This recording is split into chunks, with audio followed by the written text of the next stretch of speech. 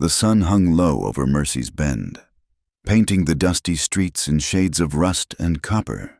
It was the kind of light that made everything look like it was dying, which suited the town just fine. In this forgotten corner of the frontier, death was as common as whiskey and twice as welcome. Elena Rosewood stood behind the bar of the Silver Dollar Saloon, polishing a glass that had seen better days. Her black widow's dress was properly buttoned to the throat, but it couldn't hide the graceful line of her neck or the determined set of her shoulders. 6 months since they'd buried James, and still the town watched her like vultures circling a wounded deer. "You planning to serve that whiskey or just admire the bottle, Mrs. Rosewood?" The voice belonged to Jed Harlan, one of the regulars who'd been coming around more often lately. Not for the liquor. Elena knew that look in men's eyes well enough. She poured his drink without comment, sliding it across the scarred oak bar. "That'll be 2 bits," she said, her voice steady as her hand. Harlan tossed the coins on the bar, letting his fingers linger too long near hers. "A woman like you shouldn't be running a place like this alone. It ain't proper. Proper died with my husband, Mr. Harlan.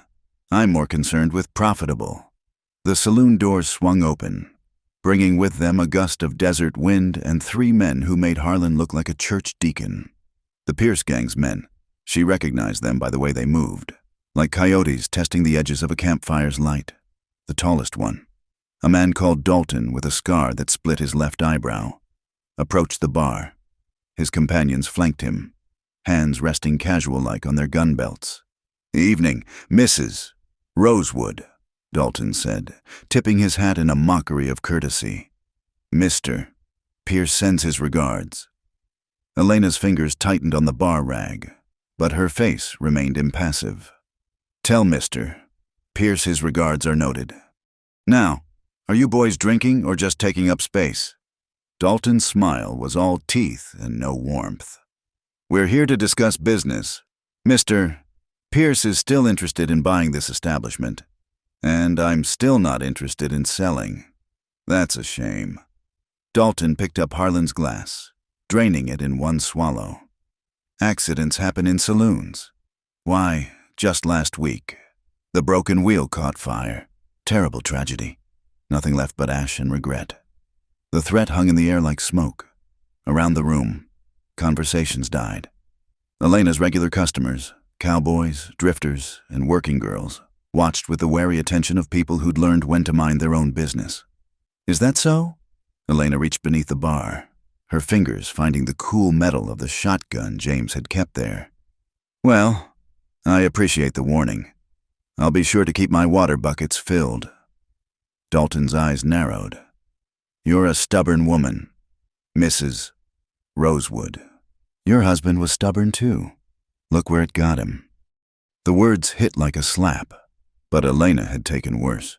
She'd stood over James's grave while the preacher spoke words about God's plan, knowing full well it was lead, not the Lord, that had put him in the ground. "My husband's death was a robbery," she said, each word precise as a knife cut. "The sheriff said so. Sheriffs say lots of things." Dalton leaned across the bar. "Mr. Pierce is offering you a way out.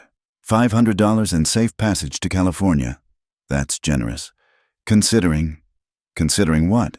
Considering you're just a woman trying to run a man's business in a man's world." Elena pulled the shotgun free, laying it on the bar between them. The double barrels gleamed in the lamplight. "This equalizes things considerably, don't you think?" For a moment, the saloon held its breath. Dalton's hand twitched toward his pistol, but something in Elena's eyes, maybe the fact that she'd already lost everything worth losing, made him reconsider. "You've got sand, lady." "I'll give you that." He straightened, adjusting his gun belt. "But sand won't stop a bullet. You think on Mr. Pierce's offer. We'll be back tomorrow for your answer." The 3 men filed out, leaving behind the kind of silence that follows thunder. Elena didn't lower the shotgun until the doors stopped swinging. "Jesus Christ," Harlan whispered. "You've got a death wish. Woman, what I've got is a business to run." Elena returned the shotgun to its place, Now, either order another drink or find somewhere else to do your gawking." As the saloon slowly returned to life, cards shuffling, glasses clinking, the piano player starting up a hesitant tune, Elena allowed herself one moment of weakness. Her hands shook as she poured herself a whiskey, downing it in a single burning swallow. The doors swung open again. Elena's hand went to the shotgun, but the man who entered was alone. A stranger, tall and lean, with the kind of presence that made the room take notice without him saying a word. He wore his guns low on his hips, the holsters tied down, a gunfighter's rig. His clothes were trail-worn but clean, his face shadowed by a wide-brimmed hat. He moved to the bar with an economy of motion that spoke of hard living and harder choices. When he looked up, Elena caught a glimpse of gray eyes that seemed to hold winters in them. "Whiskey," he said, his voice rough as sandpaper. "The good stuff, if you've got it." Elena found herself pouring from James's private bottle, the one she'd been saving for she didn't know what. The stranger noticed, one eyebrow raising slightly. "Must be my lucky day," he said. "That remains to be seen." Elena watched him drink, noting the scars on his knuckles, the careful way he kept his back to the wall. "You're new in town, just passing through. Aren't they all?" She refilled his glass. "You picked an interesting night to visit Mercy's Bend." The stranger's eyes flicked to where Dalton had stood. "Those boys giving you trouble? Nothing I can't handle." "Didn't look that way from where I was standing." Elena bristled. "And where exactly were you standing?" "Outside, waiting to see if I needed to intervene." He took another sip. "You did good with that shotgun, but 3-to-1 odds get ugly fast, especially when one of the three is Dalton Cross. You know him? By reputation, he's killed 7 men that anyone's counted, probably more that they haven't." Elena felt a chill run down her spine. "And you're telling me this why?" The stranger finished his drink, setting the glass down gentle as a prayer. "Because I also know he'll be back. Men like Dalton don't take no for an answer, especially from—" He caught himself. "From a woman." Elena finished. "Yes, I'm aware of my disadvantages. Mr. Maddox, Cole Maddox. Well, Mr. Maddox, I appreciate your concern, but the silver dollar has been getting along without your protection just fine. Your husband might disagree." The words landed like a blow. Elena's cheeks flushed, anger and grief warring in her chest. "You don't know anything about my husband. I know he's dead. I know Pierce's boys had something to do with it, and I know you're about 12 hours away from joining him if you don't get smart. And I suppose you're offering to help out of the goodness of your heart?" Cole Maddox stood, dropping coins on the bar. "I'm not offering anything, just stating facts. But if you change your mind—" He tipped his hat. "I'll be at the boarding house until morning." He was halfway to the door when Trouble walked back in. 3 cowboys, drunk enough to be stupid, brave enough to be dangerous. Elena recognized the type, young men with more bullets than brains, looking to prove something to someone, maybe themselves. Well, the leader slurred, blocking Cole's path. "You're that gunfighter, ain't you? Heard you was in town." Cole stood perfectly still. "You've got me confused with someone else. Nah, you're him all right. Cole Maddox, killed Jim Younger up in Colorado. Bet you think you're real fast. I think you're drunk." Cole said quietly, "Go home, sleep it off." The cowboy's hand dropped to his gun. "Maybe I want to find out just how fast you really are." What happened next was like lightning striking in a clear sky. Cole moved, not reaching for his gun, but stepping inside the cowboy's guard. His fist connected with the man's jaw with a crack like breaking wood. Before the other 2 could react, Cole had the first one's gun in his hand, covering them both. "You boys want to live to see tomorrow?" His voice hadn't risen above a whisper. "Then pick up your friend and get out. Now." They didn't need telling twice. As they dragged their unconscious companion toward the door, Cole ejected the bullets from the stolen gun, letting them fall to the floor like rain. He set the empty weapon on a table and turned back to Elena. Like I said, 12 hours, maybe less. This time, when he left, nobody tried to stop him.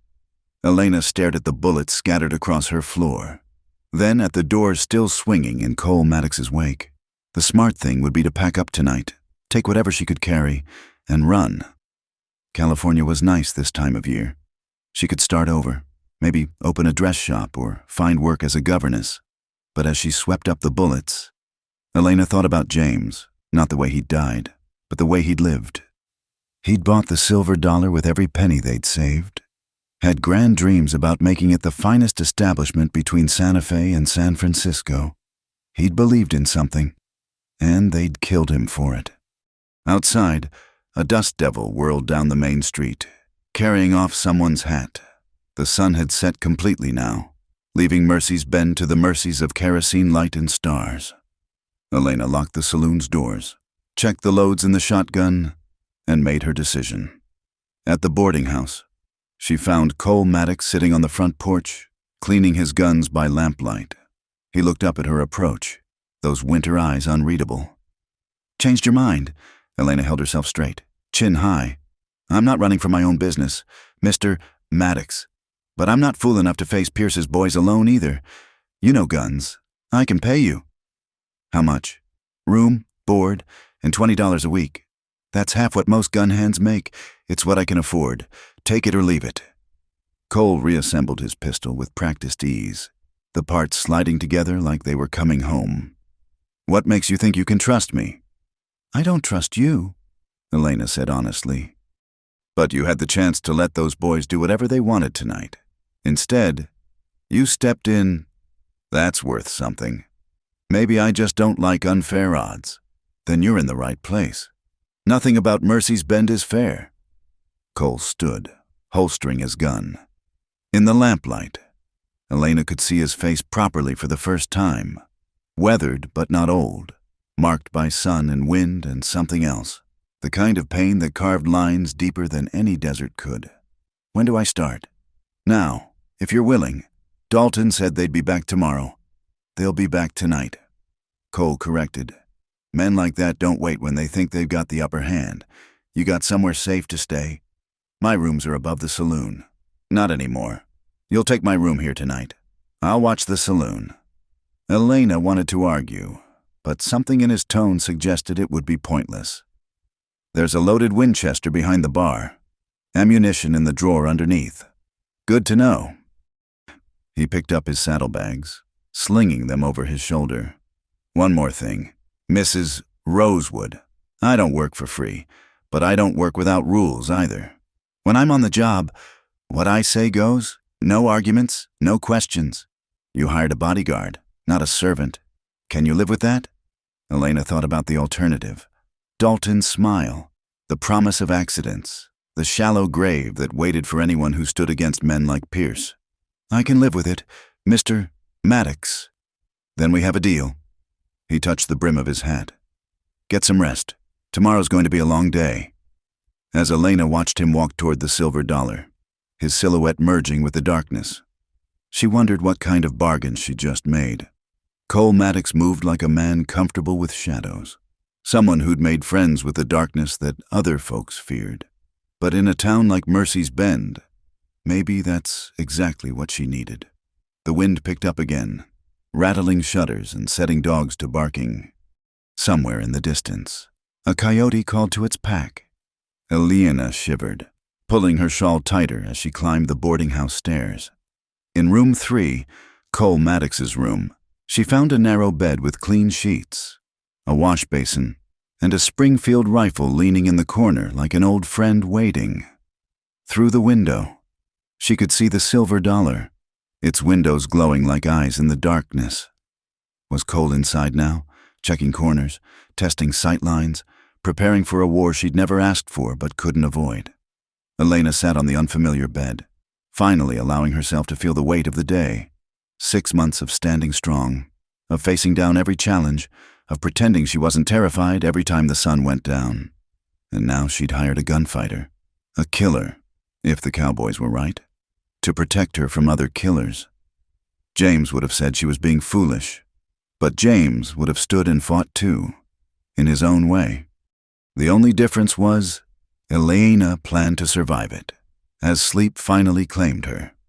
Elena's last thought was of gray eyes that held winters, and hands scarred by violence that had moved with such controlled grace. Cole Maddox was dangerous. She had no illusions about that.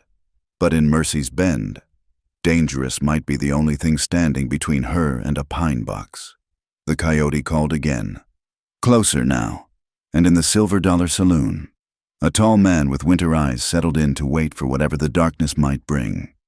Dawn came to Mercy's Bend like a reluctant visitor, painting the sky in shades of pink and gold that seemed too delicate for such a hard place. Elena had barely slept, starting at every creak of the boarding house. Every distant gunshot that might have been trouble or just another Friday night disagreement settled the frontier way. She found Cole Maddox exactly where she'd expected, sitting at the bar of the Silver Dollar, a cup of coffee at his elbow and his guns laid out on a clean cloth. He didn't look up when she entered, just continued cleaning the Colt .45 with the kind of attention most men reserved for their sweethearts. Quiet night? Elena asked, noting the undisturbed chairs, the intact mirrors. Mostly. Cole reassembled the gun with practiced ease.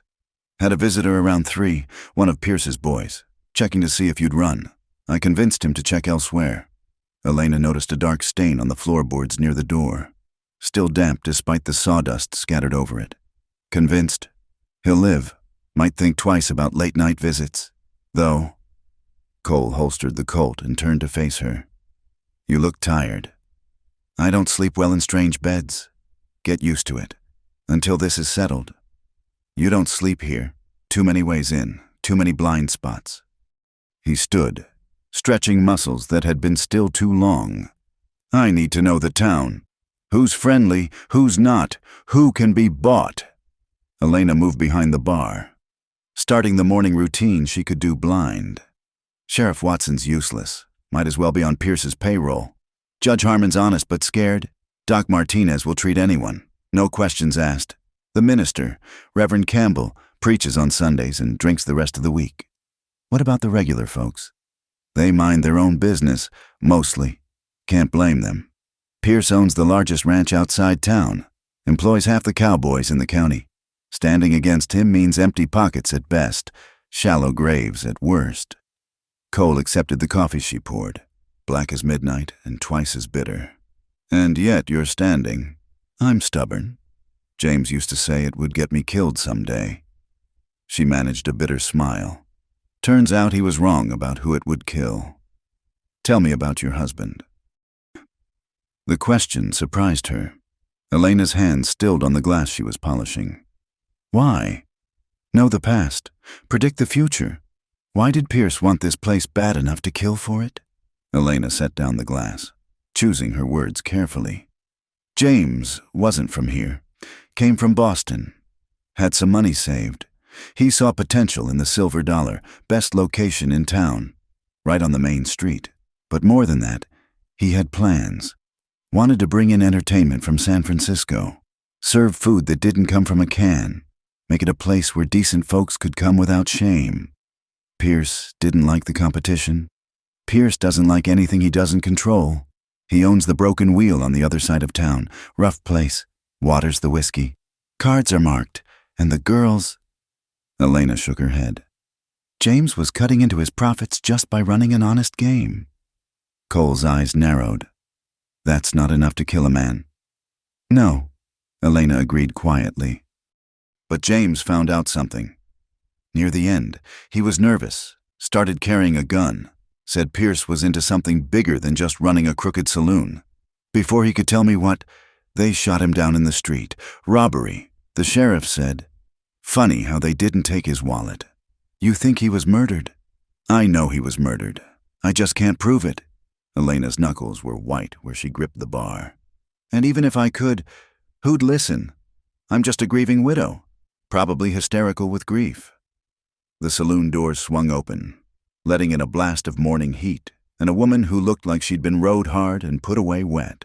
Stella McKinnon, one of the working girls from the Broken Wheel, stood swaying slightly in the doorway. We're closed, Elena said. not unkindly. "Ain't here for a drink." Stella's eyes darted between Elena and Cole. "Come to warn you, Pierce is madder than a rattler in a cook fire. Says he's done playing nice." Cole stepped forward. "What did you hear?"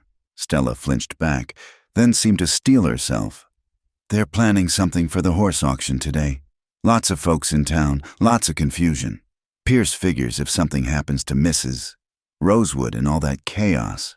Well, accidents happen." "Why tell us?" Elena asked. "'Cause you treated me decent when I came in here last month. Bloodied up. Didn't ask questions, just got me cleaned up and sent me on my way." Stella pulled her shawl tighter. "I best get going. They find out I was here." "Wait." Elena reached under the bar, pulled out a small leather pouch. "Take this. Get on the next stage out of town."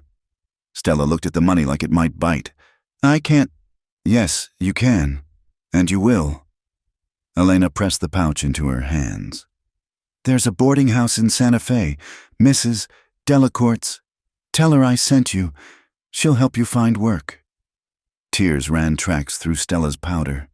"You're a good woman. Elena Rosewood."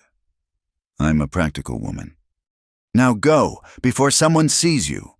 After Stella hurried out, Cole studied Elena with those unreadable gray eyes. "That was half your operating cash." "You were watching my safe." "I watch everything. It's why I'm still alive." He moved to the window, scanning the street. "The auction starts at noon." "Yes, Main Street will be packed.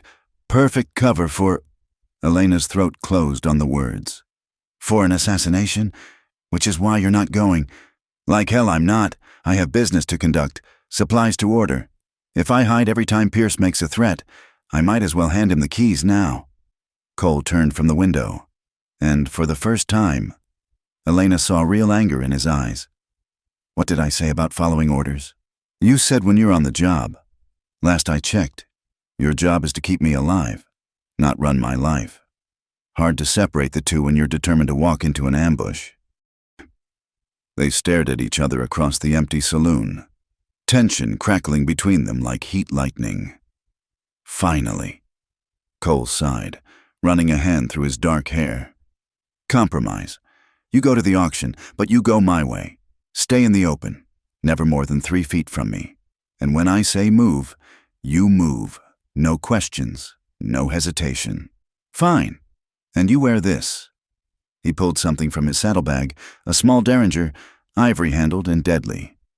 "Know how to use it? Point and shoot. Close, very close. This is a last-chance weapon. Mrs. Rosewood, if you're using it, things have gone to hell and you're fighting for your life. 2 shots. Make them count." Elena took the little gun, surprised by its weight. "You always carry spare weapons for your clients?" "Only the ones I think might actually fight back." He checked his watch. 3 hours until the auction. Time enough to teach you which end goes bang. They spent the next hour in the storeroom. Cole showing her how to hold the derringer, how to aim, how to overcome the natural flinch that made most shots go wild. He was a patient teacher, correcting her grip with hands that were gentle despite their scarred knuckles. "You're not trying to win a duel," he explained. "You're trying to survive long enough for me to handle things. Chest or belly, biggest target, and then you run. What if I can't run? Then you reload and keep shooting until you can't." His hands covered hers, steadying her aim. But it won't come to that. Elena was acutely aware of his presence behind her, the warmth of him in the cool storeroom. It had been 6 months since a man had stood this close, and even then, James had never made her feel this peculiar mix of safe and unsteady. "You're shaking," Cole observed. "I'm fine." "No, you're scared." "Good. Scared keeps you sharp. Just don't let it make you stupid." He stepped back, the lesson apparently over.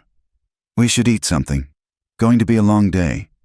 They sat at one of the tables while Elena picked at bread and cheese, her appetite crushed by nerves.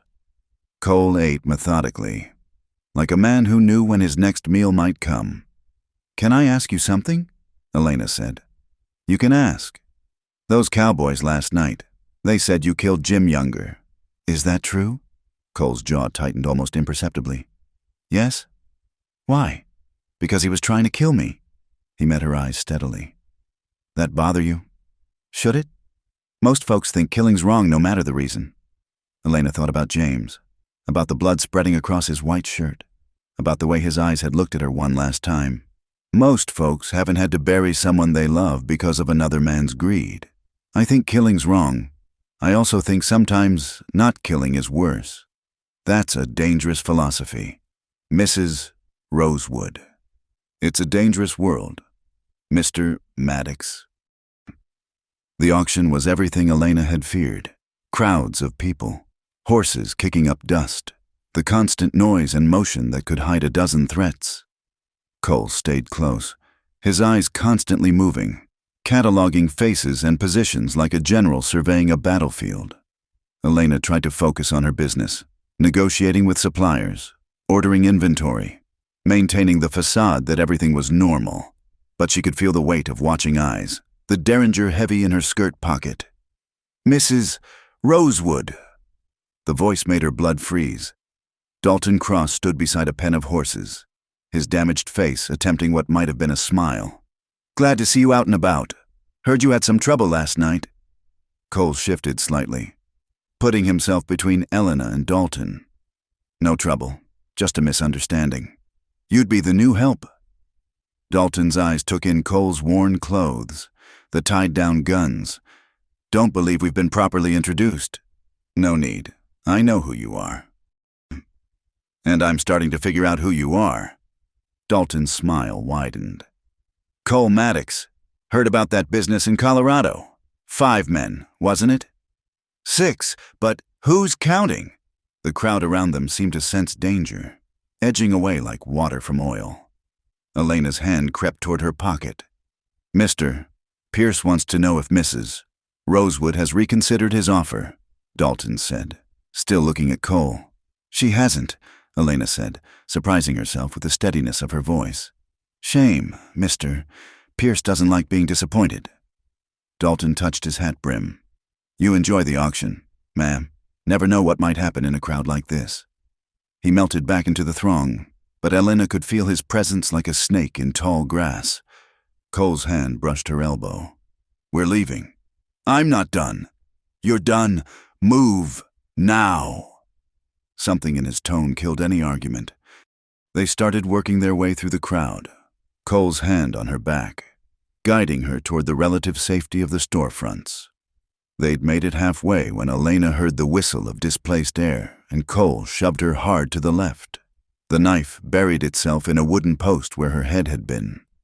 Chaos erupted. Horses spooked. People screamed. Dust billowed up in choking clouds.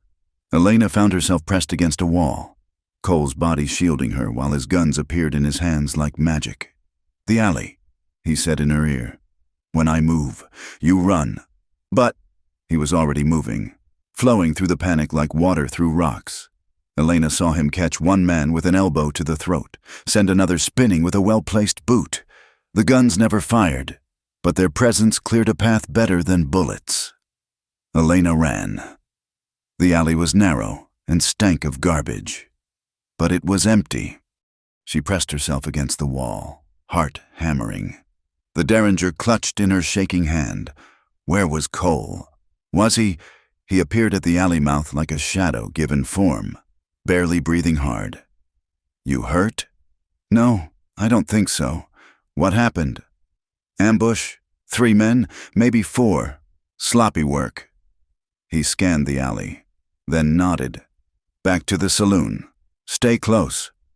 They moved through back streets, avoiding the main thoroughfare where the auction was descending into a full brawl. By the time they reached the Silver Dollar, Elena's legs were shaking.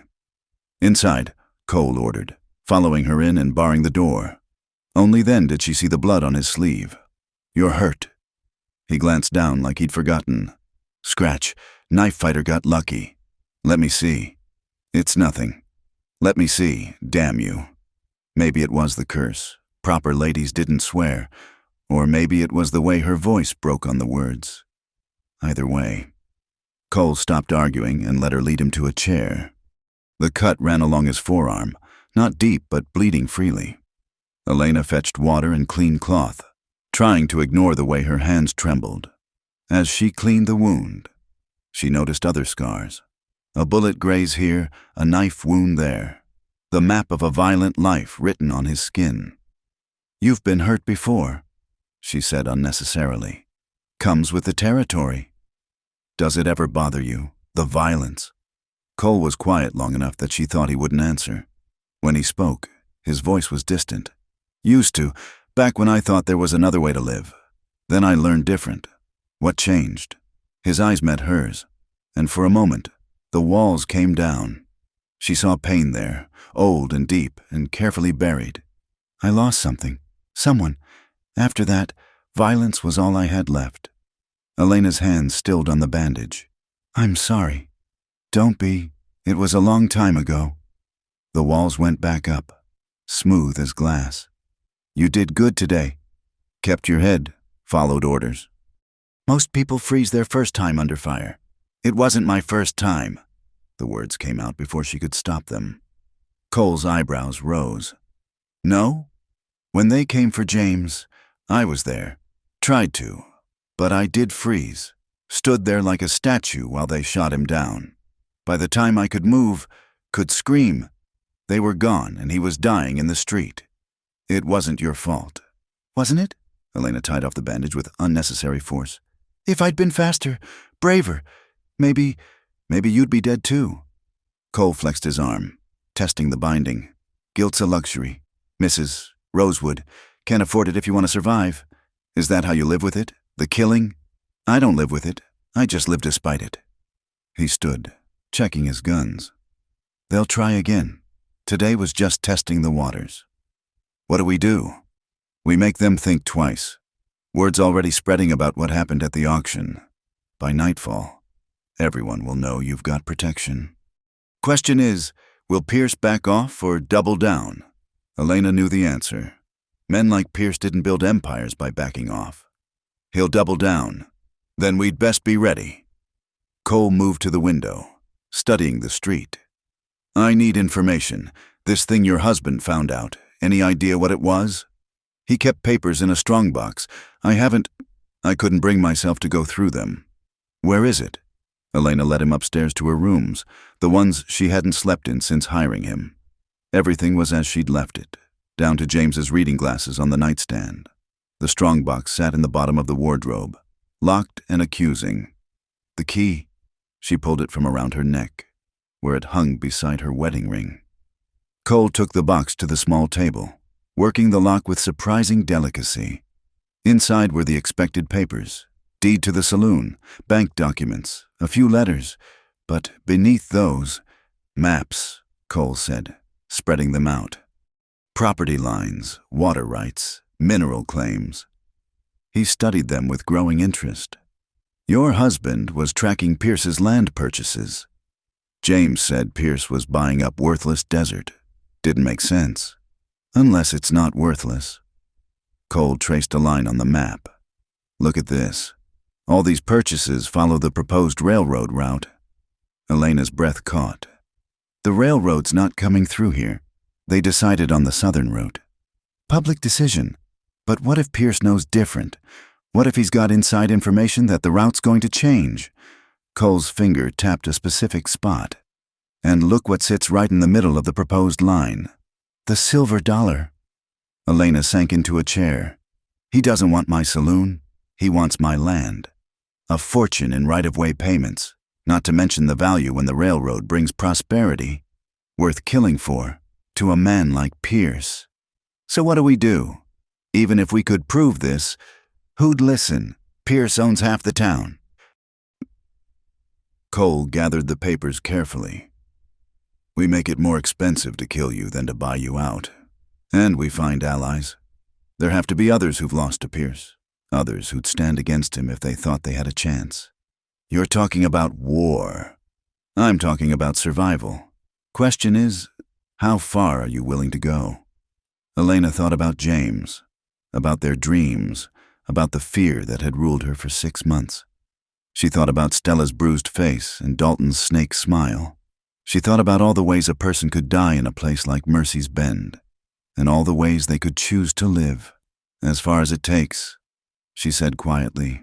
As far as it takes. Cole nodded, something like approval in his eyes.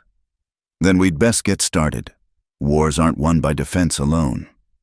As the sun began its descent toward the horizon, painting the desert in shades of blood and gold, Elena felt something shift inside her chest.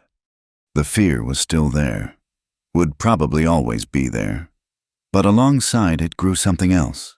Determination, perhaps, or maybe just the wild hope that comes from having nothing left to lose. She watched Cole clean his guns again, methodical and thorough, preparing for whatever the night might bring. He was dangerous, yes, but he was her dangerous now, and in a town like Mercy's Bend, that might just be enough. Mr. Maddox? Cole, he corrected. If we're going to war together, might as well use first names.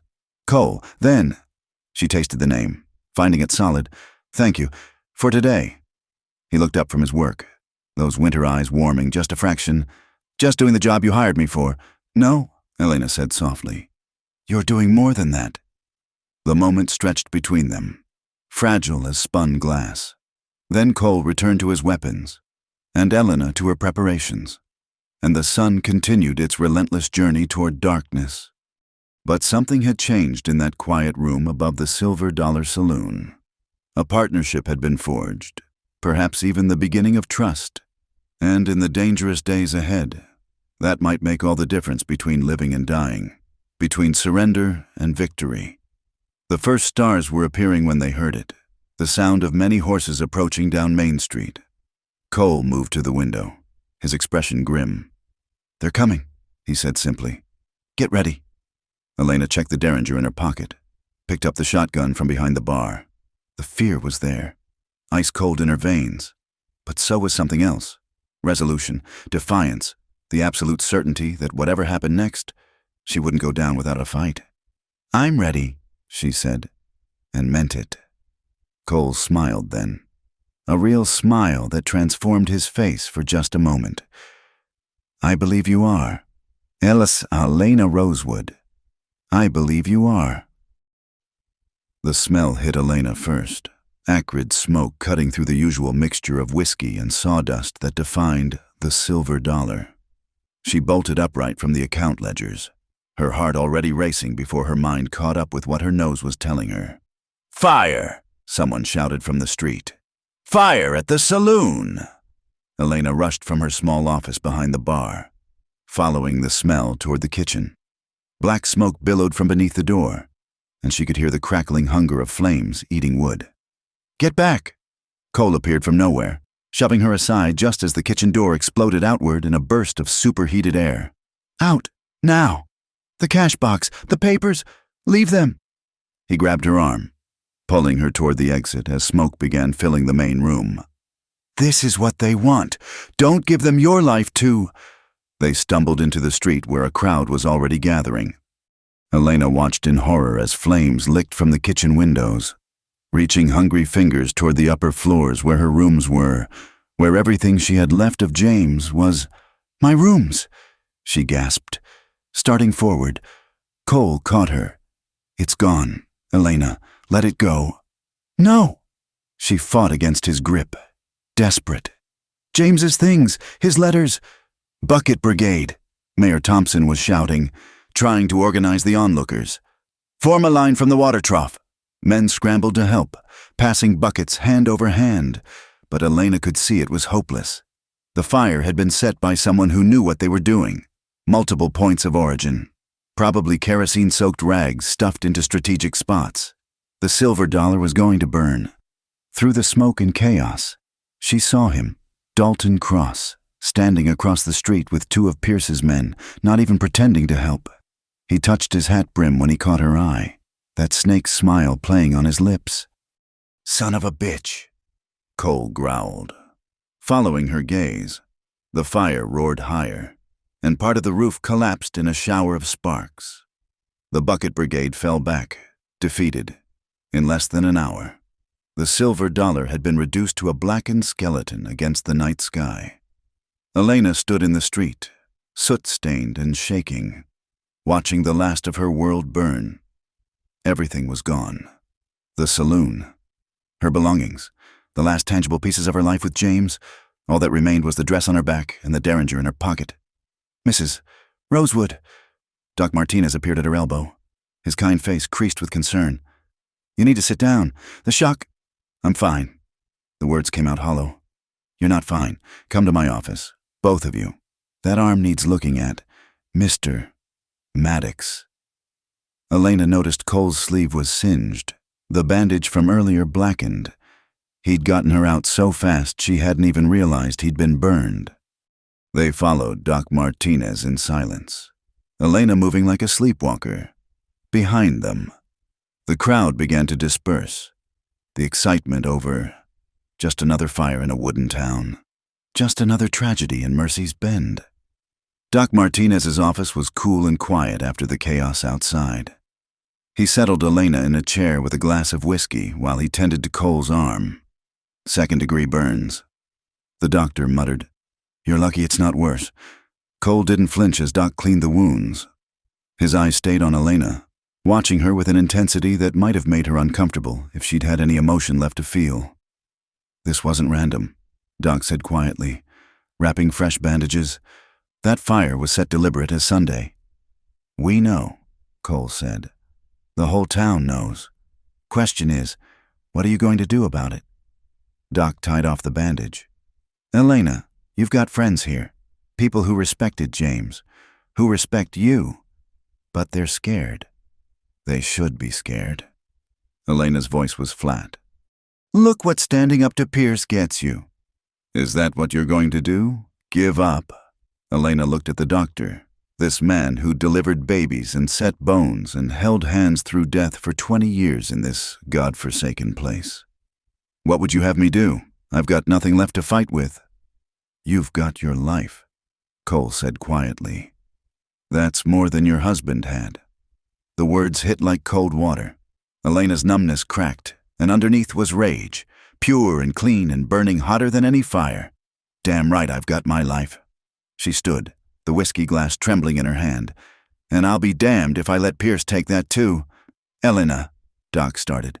"No, I'm done being reasonable, done being proper, done pretending the law means anything in this town." She set the glass down carefully, afraid she might shatter it in her grip.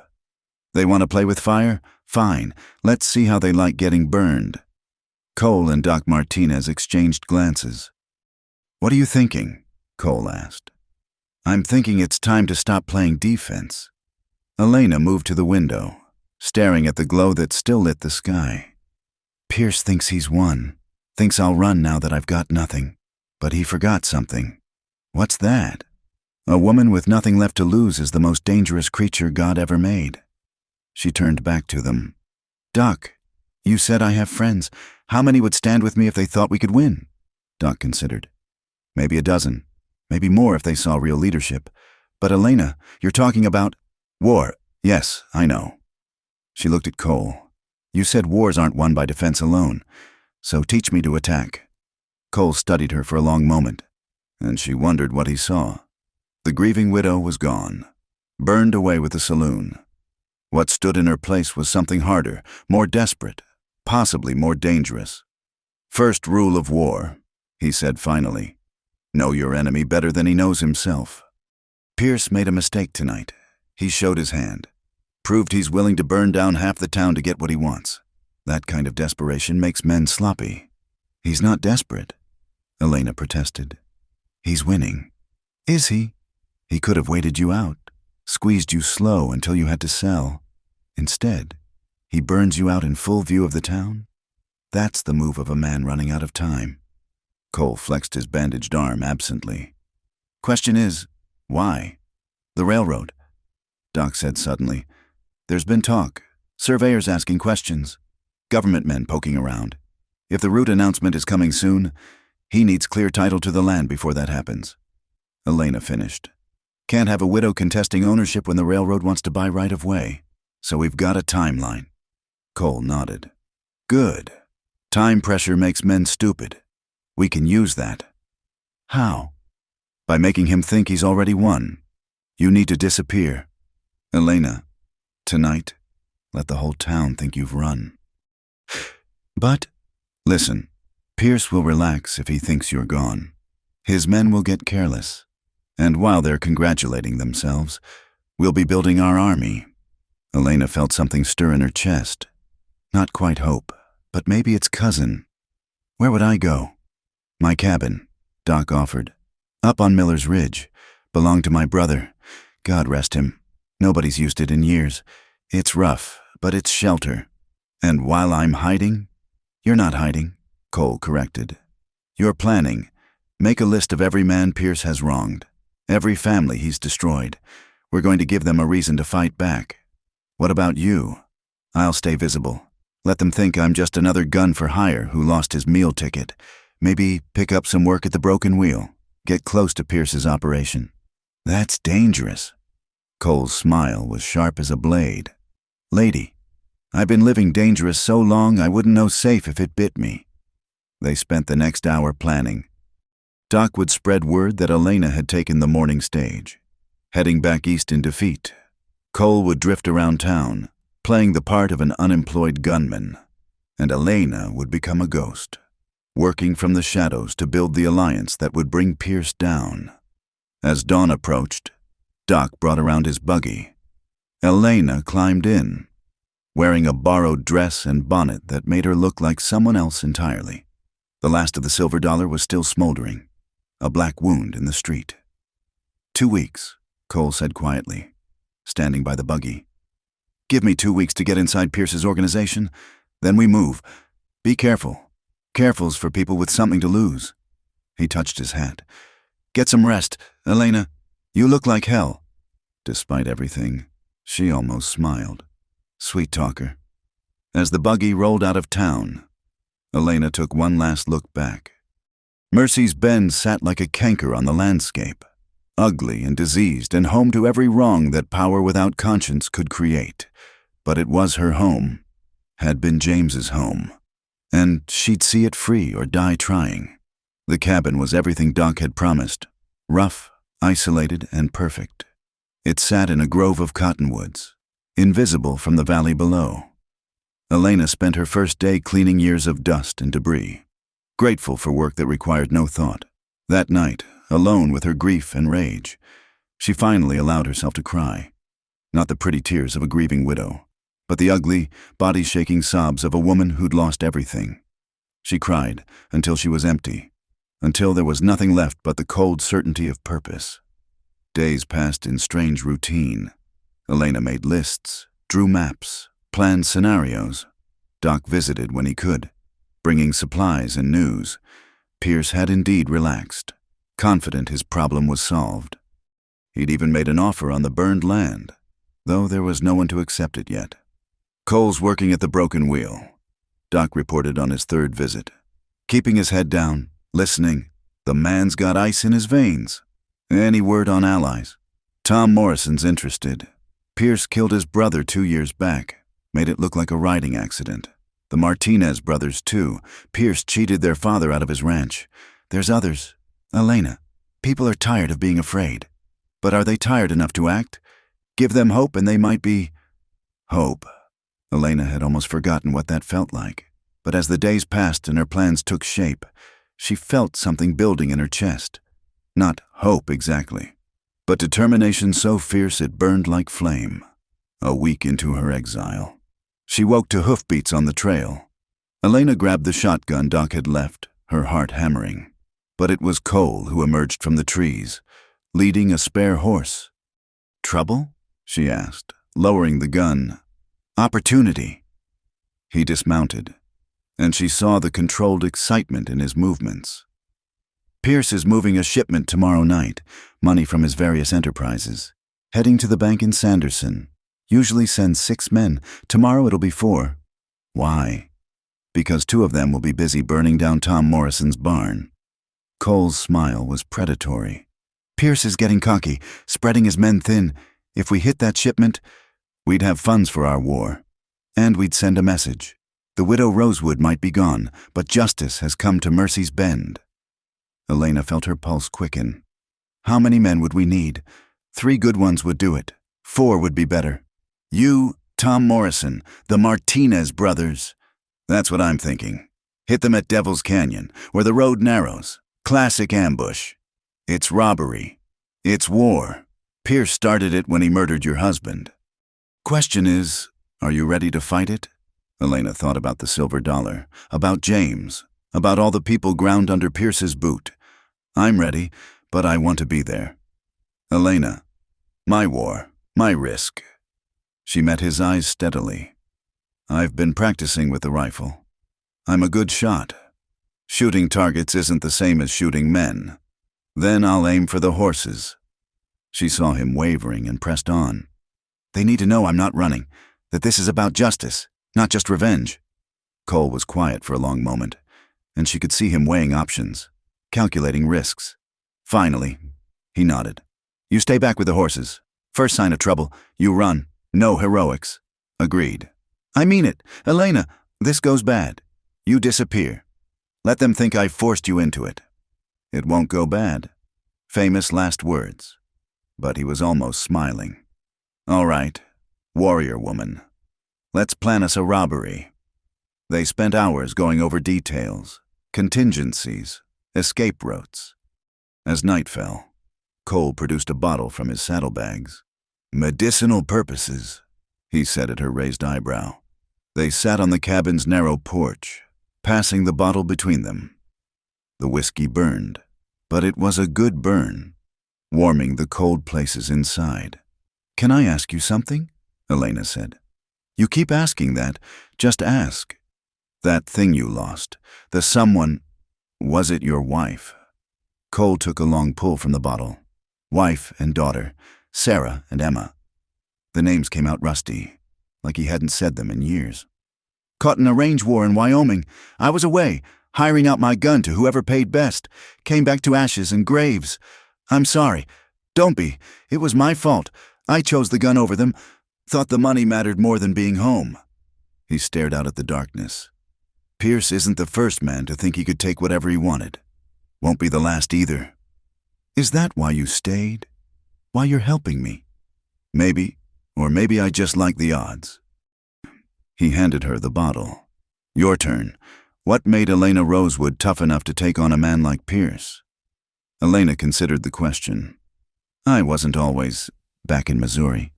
I was the perfect daughter. Quiet, obedient. Pretty enough to catch a husband, but not pretty enough to cause talk. Then James came to town. This Boston boy with big dreams and gentle hands. My father forbade the match, said James had no prospects, no family name. But you married him anyway. Ran off in the middle of the night.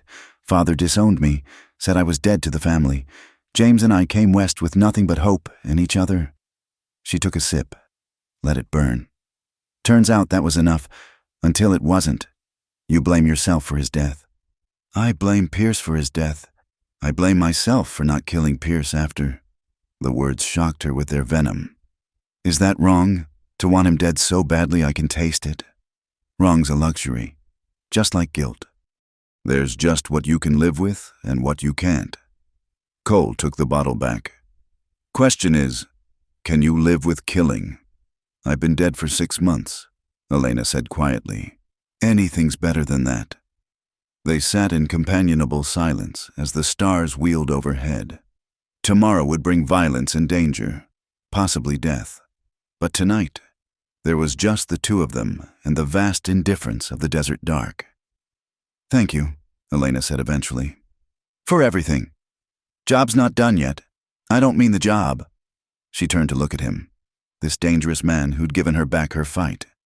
I mean for treating me like I'm capable, like I'm more than just a grieving widow to be pitied or prey to be hunted. Cole met her gaze, and something passed between them. Understanding.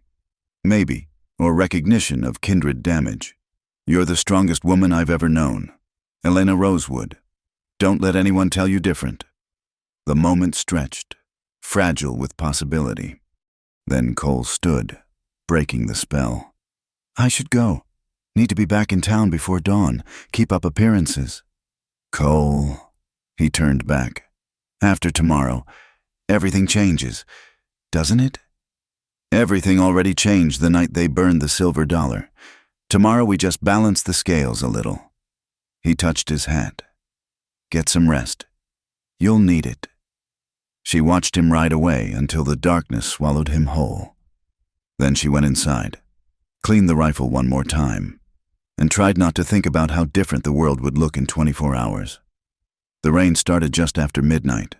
Unusual for the season, but welcome for what they had planned. Rain would muffle sounds, make tracking harder, keep honest folks indoors. Elena lay awake listening to it drum on the roof, wondering if James would recognize the woman she'd become. I'm going to make them pay, she whispered to the darkness. Every last one of them. Lightning flashed, illuminating the cabin's sparse interior. On the table sat her lists, names of Pierce's victims, maps of his holdings, plans for justice or revenge. Tomorrow would be the first step in a longer war, but it would be a step forward instead of back. Elena closed her eyes, the rifle within reach, the derringer under her pillow. Tomorrow she would cease to be a victim and become something else entirely. Whether that made her a hero or a villain didn't much matter anymore. All that mattered was that Pierce would learn what happened when you burned down a woman's world and left her alive in the ashes. The rain continued through the night, washing the desert clean for whatever blood would spill come morning. And in a rough cabin on Miller's Ridge, Elena Rosewood slept the sleep of someone who'd finally found their purpose, even if that purpose was written in gunpowder and lead. The morning after the ambush, Cole rode out of Mercy's Bend with his jaws set and his guns loaded. He'd left before dawn, telling the stable boy at the Broken Wheel he was heading to Sanderson to look for work. Let them think he was just another drifter moving on. Instead, he circled back through the canyons, taking trails known only to outlaws and Apache, until he reached the abandoned mine shaft where they'd agreed to meet.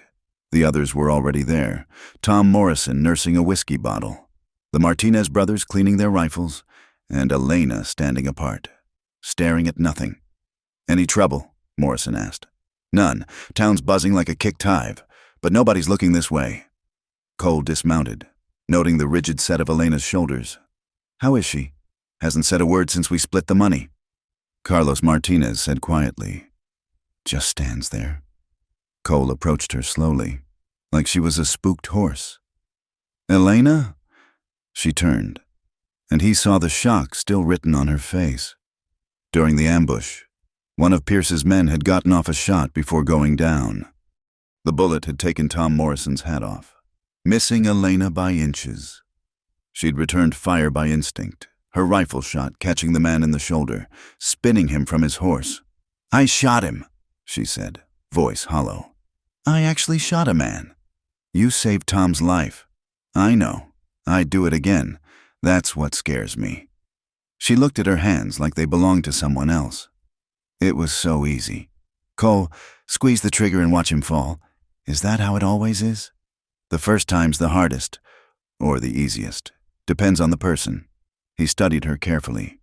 You going to be all right? I don't know what all right means anymore. She straightened, pushing past the shock through sheer will. But I'm not quitting, if that's what you're asking. Didn't think you were. Tom Morrison joined them, his weathered face grim. We sent a message last night, but Pierce is going to hit back hard. Question is where and when. He'll come for Elena first. Cole said, he knows she's alive now, knows she's behind this. His pride won't let that stand. Let him come, Elena said coldly. I'm tired of hiding. You'll stay hidden until I say otherwise. Cole shot back. This isn't about pride. It's about winning. They glared at each other, the air crackling with tension. Morrison cleared his throat. Maybe we should talk about next steps. But Cole wasn't done with Elena. I need to know you're not going to do something stupid out of guilt or anger. Like what? Ride into town and call Pierce out? I'm not a fool. Cole. No, but you're hurting and looking for a way to make it stop. I've seen that look before. Hell, I've worn it. His voice softened slightly. The pain doesn't go away. Elena, you just learn to carry it better. She was quiet for a moment, then nodded. I'll stay at the cabin. For now. Good. Cole turned to the others. We hit them again in 3 days. There's a card game at the Broken Wheel every Thursday. High stakes, Pierce's money men and their protection. If we can. Reed's in town. The words came from Roberto Martinez, the younger brother, who'd been keeping watch. Cole went very still. You sure? Saw him myself at the hotel. Tall man, scar across his nose, wears 2 guns cross-draw style? That's him. Cole's hand moved unconsciously to his gun. How many with him? 3 others, hard-looking men. Tom Morrison frowned. Who's Reed? Bounty hunter, works for whoever pays best. Cole's eyes were distant, calculating. Pierce must have sent for him after last night. Is he good? He's alive in a profession that kills most men in their first year. What do you think? Elena stepped forward. You know him. It wasn't a question. Cole nodded slowly. We've crossed paths. He was part of a group hired to clean out some homesteaders in Wyoming. I was hired to stop them. The range war you mentioned? After, I spent 2 years hunting down every man involved. His smile was sharp as winter. Reed's the only one who got away. So this is personal. Everything's personal when men are trying to kill you. But Elena could see the truth in his eyes. This Reed was connected to his loss somehow, to Sarah and Emma's deaths. We should postpone, Morrison started. No. Cole cut him off. We stick to the plan, but I need to deal with Reed first. He's too dangerous to leave at our backs. I'll help, Elena said immediately. The hell you will. You said he has 3 men with him. Those aren't odds even you can handle alone. I've handled worse. And look what it cost you. The words hung between them like a challenge. Elena pressed on. You're not alone anymore. Cole, let us help. This isn't your fight. Yes, it is. Her voice was fierce. You think you're the only one who's lost everything? Who wants blood for blood? Reed works for Pierce. That makes him my enemy too. They stared at each other while the others watched uncomfortably. Finally, Roberto cleared his throat. I know where they're staying. The Regent Hotel, 2nd floor. Reed took the corner room. Cole absorbed this information, his mind already working through possibilities. All right, but we do this my way. Clean and quiet, no witnesses. When? Tonight. They'll expect us to lay low after the ambush. Lick our wounds.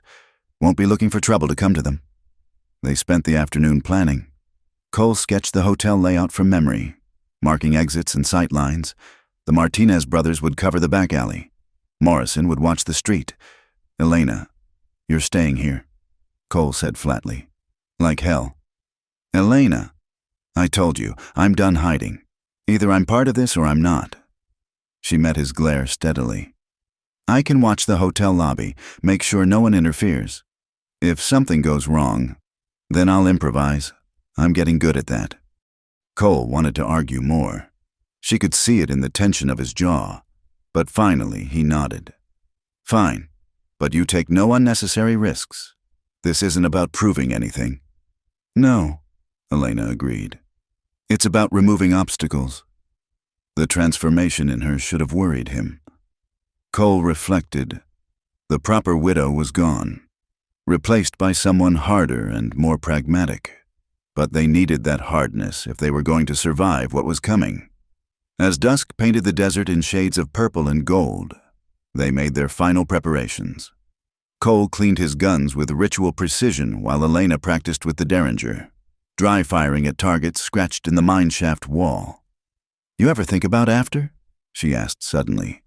After what? After Pierce is gone. After we've won or died trying. What then? Cole considered the question. Never been much for planning ahead. Tomorrow's always been far enough. I used to have plans. James and I were going to build something special here.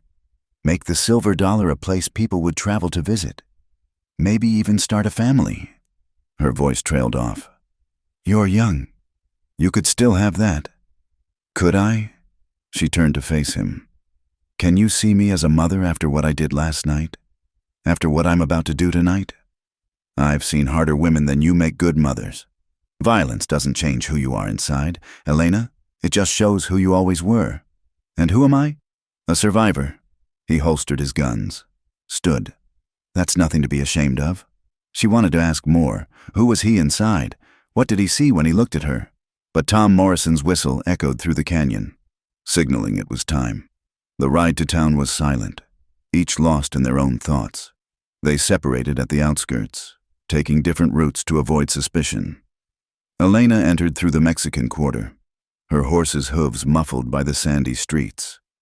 The Regent Hotel squatted on Main Street like a self-important toad, 3 stories of false grandeur. Elena positioned herself in the millinery shop across the street, the owner having closed early for supper. Through the window, she could see the hotel entrance clearly. Cole would be coming from the back, up the service stairs.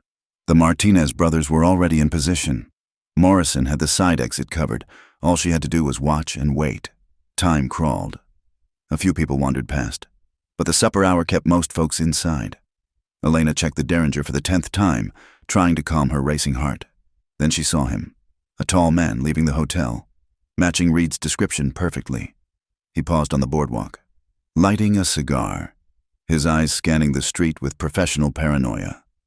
Elena shrank back, but too late. Reed's gaze locked onto the millinery shop window where her silhouette was barely visible. For a moment, they stared at each other across the street. Then Reed smiled, touched his hat brim in mocking salute, and walked back into the hotel. Damn, Elena breathed. He'd made her. She had seconds to decide. Follow the plan and stay put, hoping Reed hadn't recognized her as a threat, or warn Cole that their element of surprise was blown. The decision was taken from her by the sound of shattering glass from the hotel's 2nd floor. A gunshot followed, then another. Then all hell broke loose. Elena burst from the shop as windows exploded along the hotel's facade. She could hear shouts, screams, the distinctive boom of a shotgun. More gunfire erupted from the alley, the Martinez brothers engaging someone. A figure crashed through the hotel doors, one of Reed's men, bleeding from a head wound. He saw Elena, started to raise his gun. She shot him twice with the Derringer, the small gun bucking in her hand. He spun and fell, his pistol clattering across the boardwalk.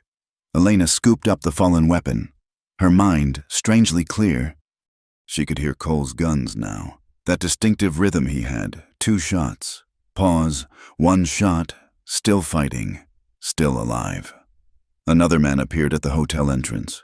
Tom Morrison stepped from the shadows, rifle ready, but the man was too fast. His shot took Morrison in the side, dropping him. Elena fired the stolen pistol, missing, but driving the gunman back inside. She ran to Morrison, found him conscious but bleeding heavily. "Get to Doc Martinez," she ordered, helping him to cover. "Go!" Morrison stumbled away, clutching his side.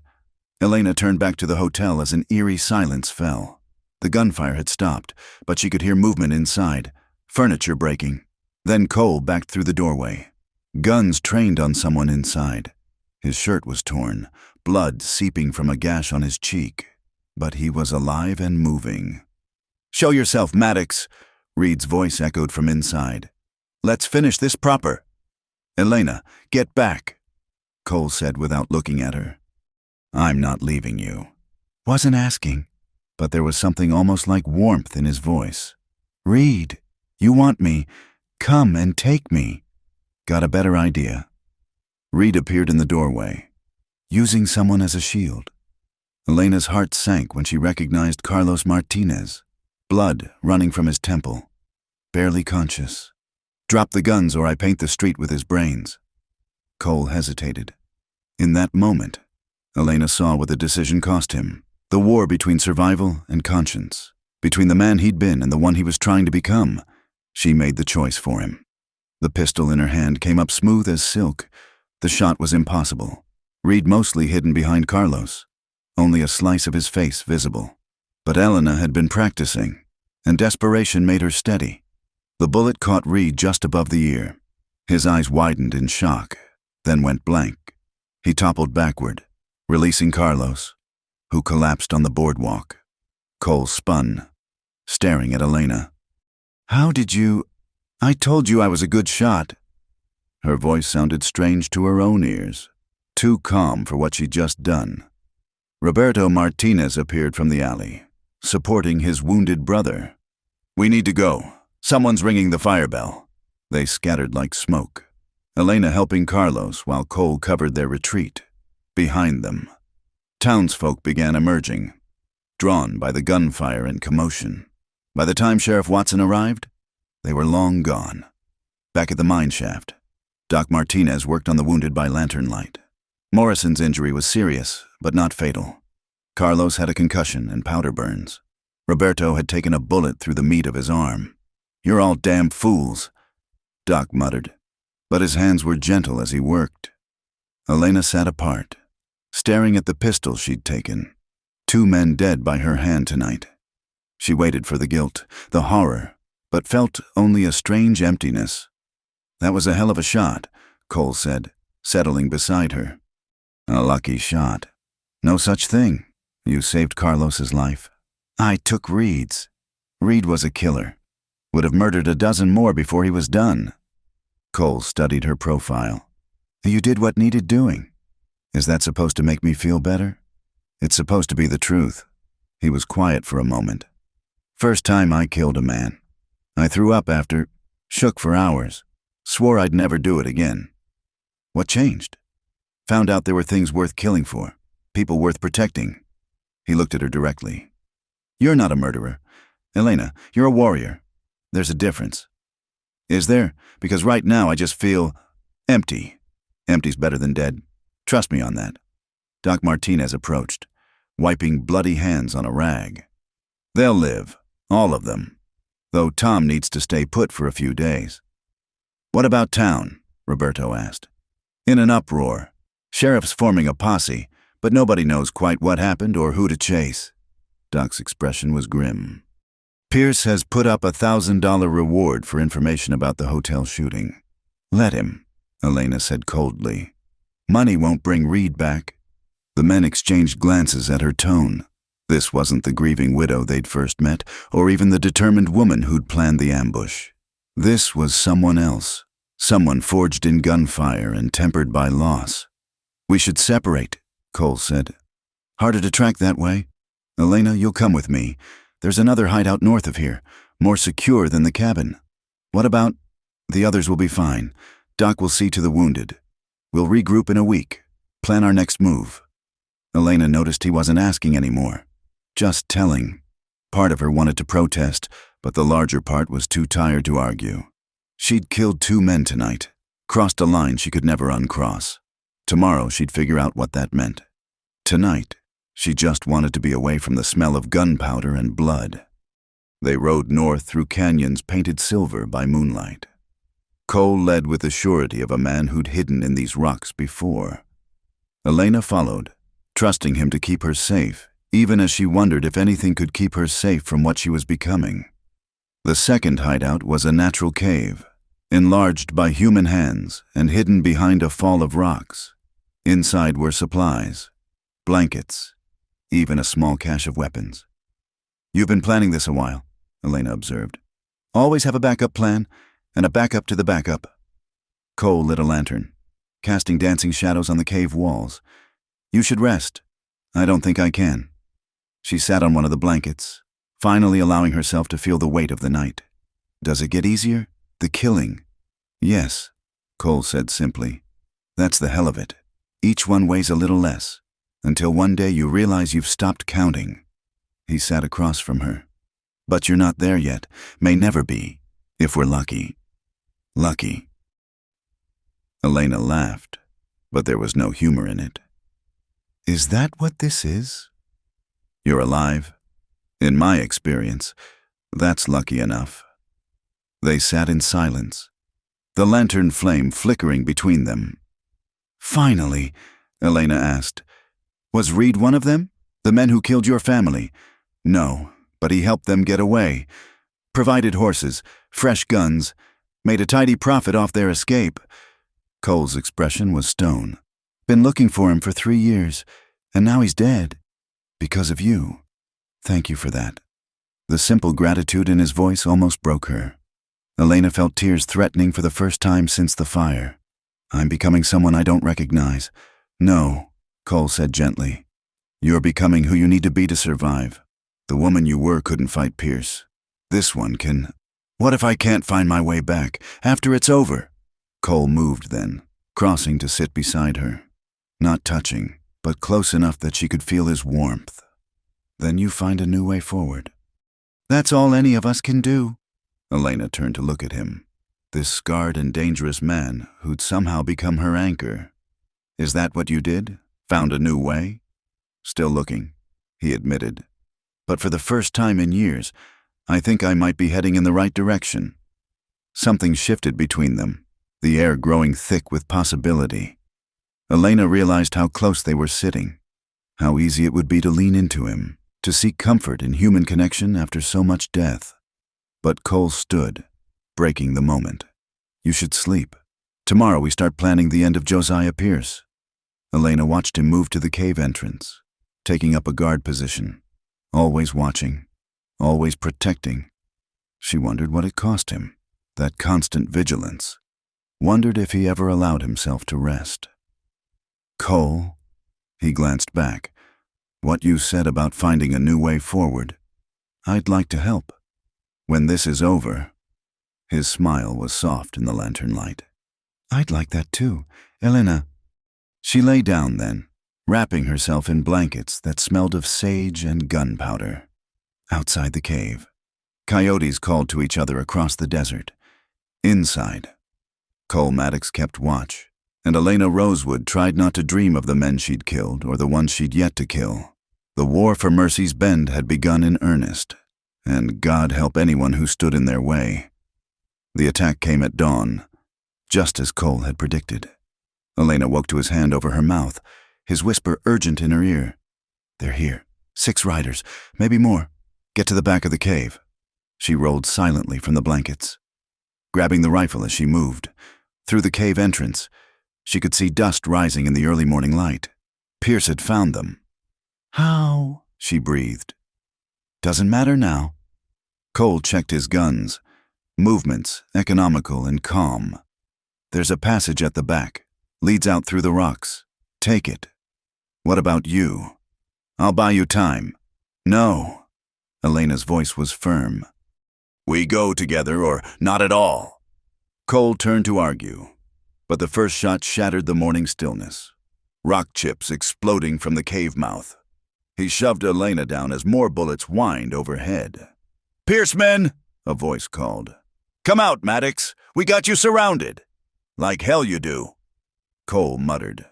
He fired twice through the entrance, was rewarded with a yelp of pain. Elena, that passage. I'm not leaving you. She positioned herself behind a rock outcropping, rifle ready. Stubborn woman. He growled, but there was something like pride in it. The firefight was brief and vicious. Pierce's men had position, but not cover. Cole and Elena had cover, but no retreat. Bullets filled the air like angry hornets, ricocheting off stone in deadly patterns. Elena saw a man trying to flank them, creeping along the cliff face. She led him with the rifle, squeezed the trigger. He tumbled from the rocks, landing in a motionless heap. Good shot, Cole said, then grunted as a bullet creased his shoulder. Cole! I'm fine. Keep shooting! But Elena could see the blood soaking his shirt, the way his left arm hung useless. They were outnumbered, outflanked, and running out of ammunition.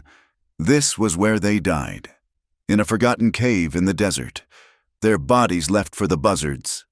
Then she heard it. Hoofbeats approaching fast. More of Pierce's men, but no, the shooting from outside faltered. Confused shouts replacing gunfire. What the hell? Someone yelled, then screamed as a shotgun boomed. Tom Morrison's voice roared across the morning. That's for burning Elena's place, you bastards. The Martinez brothers were with him, along with others Elena couldn't identify. The tide had turned. Pierce's men, caught between the cave and the new arrivals, scattered like quail. In minutes, it was over. Elena emerged from the cave supporting Cole, who was pale but standing. Tom Morrison sat his horse like an avenging angel, smoke still rising from his shotgun. Thought you might need help, he said casually. Tom, You're supposed to be recovering, Elena protested. Hard to recover when Pierce is tearing the town apart looking for you two. He gestured to the other riders, men and women Elena recognized from town, people she'd served in the Silver Dollar. Folks are tired of being scared. Elena, word spreading about what you did to Reed. People are starting to think maybe Pierce ain't invincible after all. An older woman urged her horse forward. Margaret Dalton, the school teacher. My husband died in a mine Pierce owned. Said it was an accident, but we all knew better. I'm tired of knowing better and doing nothing. Others nodded, sharing similar stories. Brothers killed, land stolen, daughters ruined. Pierce's sins had touched every family in Mercy's Bend, and now they were ready to fight back. This changes things, Cole said quietly. Despite his wound, his mind was already working. We've got numbers now, but Pierce will have more. Then we'd better move fast, Elena said, before he can bring in more gunmen. They made camp in a box canyon 10 miles north, a natural fortress with water and grass for the horses. Doc Martinez tended Cole's shoulder while Elena organized their ragtag army. 23 people had answered the call, not many against Pierce's wealth and influence, but more than Elena had dared hope. She moved among them, learning names and stories, building the bonds that would hold them together when bullets started flying. Cole watched from where Doc was stitching his shoulder. You're good at this, he observed when she paused nearby. At what?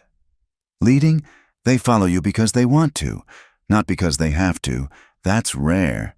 They follow hope, Elena corrected. I just happen to provide it. Don't sell yourself short. He winced as Doc tied off a stitch. You've given them something to believe in. That's powerful. What do you believe in? Cole? He was quiet so long she thought he wouldn't answer. Then, used to believe in nothing. Easier that way. No disappointments. His eyes found hers, starting to reconsider that position. Before Elena could respond, Roberto Martinez approached. Riders coming, under a white flag. The delegation was small. Sheriff Watson, Judge Harmon, and surprisingly, Josiah Pierce himself. They stopped well outside rifle range, Watson waving a white cloth tied to his pistol barrel. Elena and Cole met them in the open, backed by Tom Morrison and the Martinez brothers. Up close, Pierce looked older than Elena remembered, his face lined with stress and sleepless nights. Mrs. Rosewood, Pierce said, touching his hat. You're looking well for a dead woman. Disappointment seems to agree with me. Elena replied coolly. Pierce's eyes narrowed. You killed 4 of my men. Shot down Matthew Reed in cold blood. Your men were trying to kill us. As for Reed, he was holding a hostage. Hardly cold blood. The law.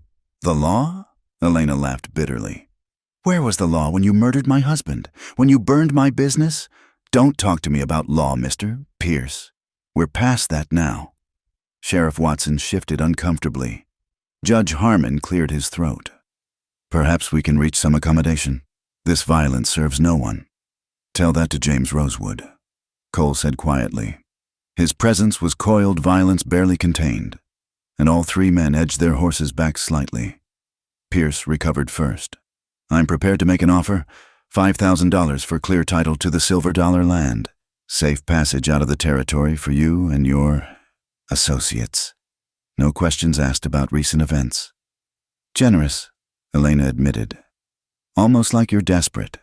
I'm being practical. This ends one of 2 ways. Mrs. Rosewood. You take my money and live, or you don't and die. There's a third option. Elena smiled coldly.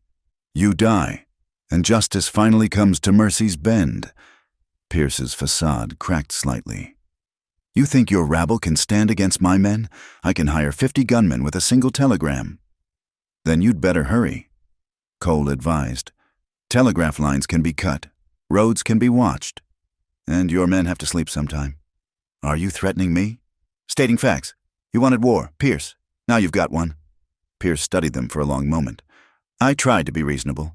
Remember that. He turned his horse. Sheriff, Judge, we're done here. As they rode away, Judge Harmon looked back.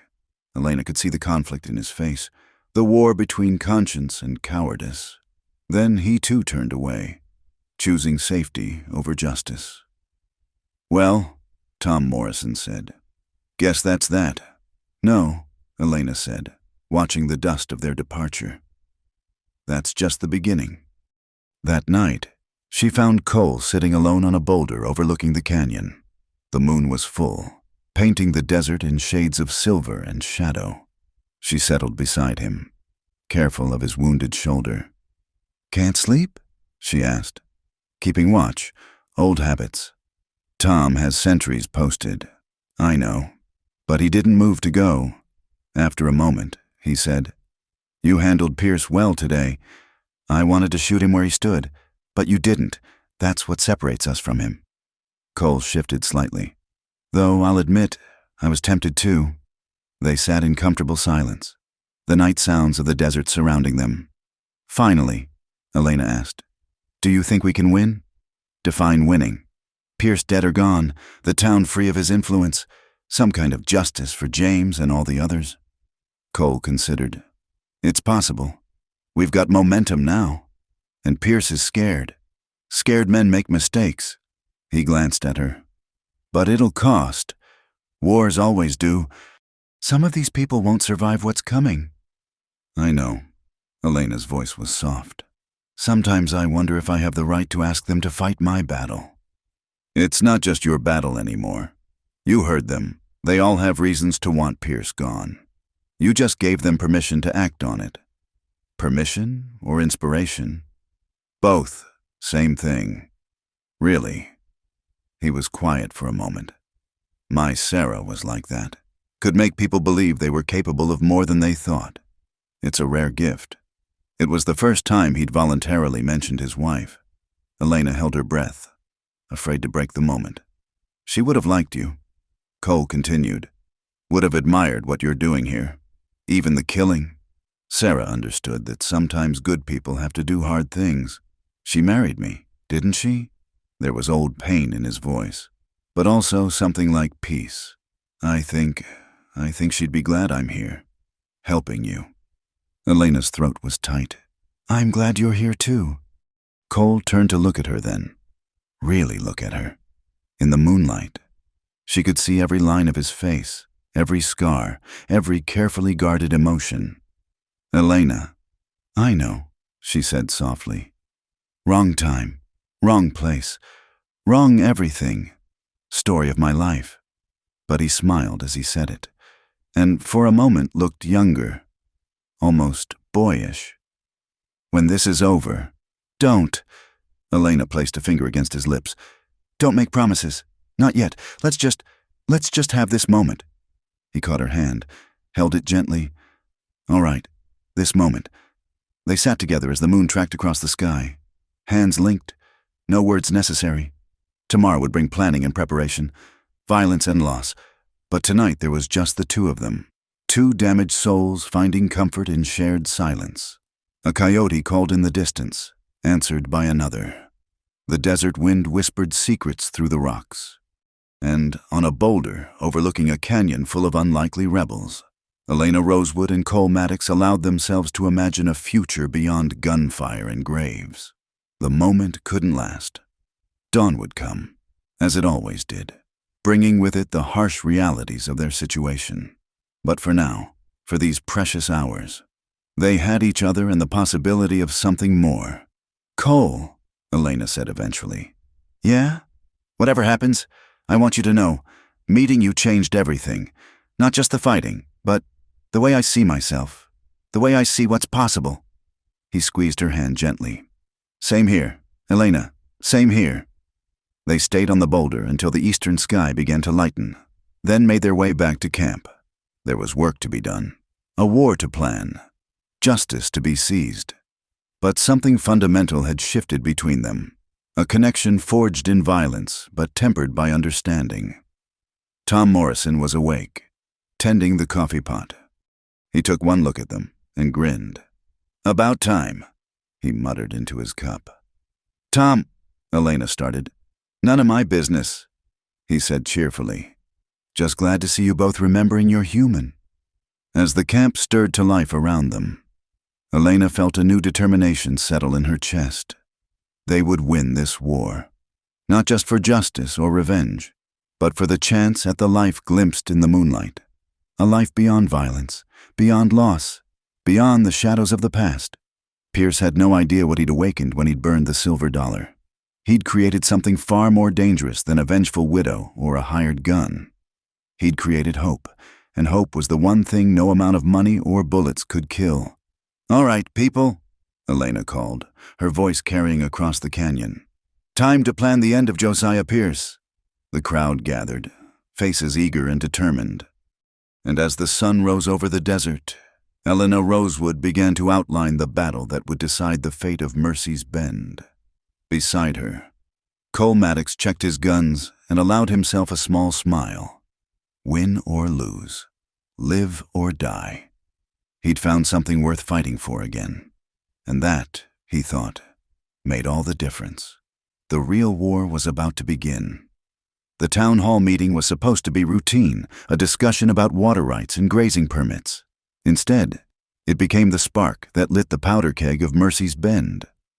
Elena entered through the back door, her face hidden beneath a deep bonnet. Just another rancher's wife come to town. Cole was already inside, lounging against the wall with the lazy confidence of a hired gun between jobs. Their eyes met briefly across the crowded room. Mayor Thompson was droning on about irrigation schedules when the doors burst open. Josiah Pierce strode in like he owned the place, which, in many ways, he did. Behind him came 6 hard-faced men, hands resting on pistol grips. "Gentlemen," Pierce said, his voice cutting through the murmur of conversation. "Ladies, I have an announcement." The room went silent. Pierce moved to the front, displacing the mayor with a look. "Recent events have shown that lawlessness has taken root in our community." Pierce began. "Bandits attacking honest businessmen, murderers hiding in our midst." His eyes swept the crowd, searching. "I've taken steps to address this problem." He produced a document from his coat. "I've been appointed special marshal by the territorial governor. As of today, I have full authority to arrest and detain anyone suspected of criminal activity." "You can't do that." Margaret Dalton stood, her face flushed with anger. "This is a town matter." "The town has proven incapable of maintaining order." Pierce replied smoothly. "The territory has intervened." He smiled coldly. "My first act as marshal is to announce a warrant for the arrest of one Elena Rosewood, charged with murder, robbery, and inciting rebellion." Cole straightened slightly, but didn't move. Elena kept her head down, fighting the urge to run.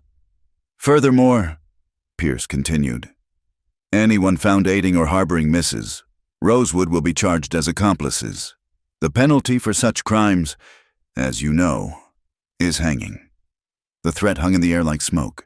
People shifted nervously, some edging away from their neighbors as if suspicion was contagious. "This is wrong," Judge Harmon said quietly. "The law requires—" "I'm the law now." Pierce cut him off. "Accept it or face the consequences." It might have ended there, with fear winning over courage as it so often did.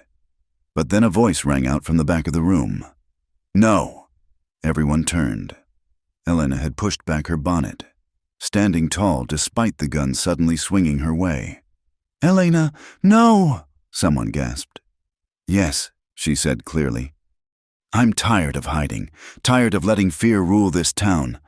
She stepped forward, and people parted before her like water. "You want me, Pierce? Here I am." Pierce's men started forward, but Cole's voice stopped them cold. "I wouldn't." He'd moved without seeming to, now standing where he could cover the room. "Lady's got something to say, polite to let her say it."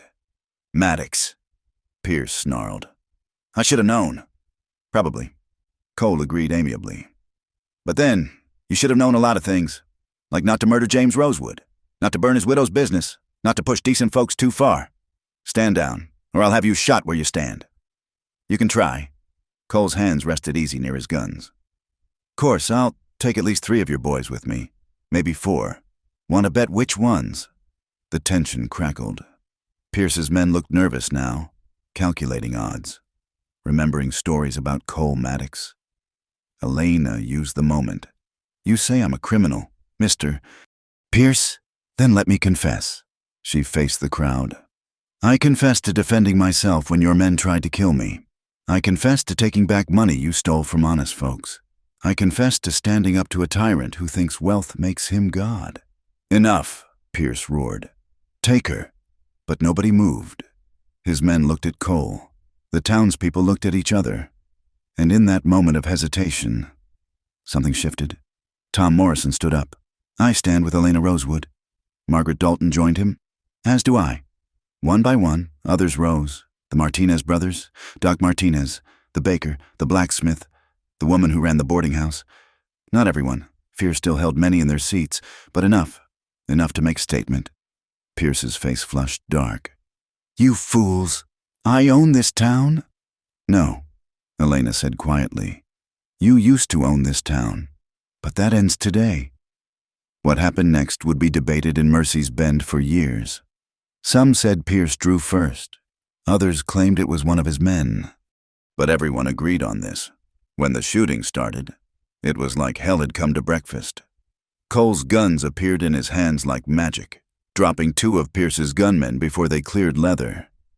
Elena dove behind an overturned bench as bullets filled the air. Tom Morrison's shotgun boomed.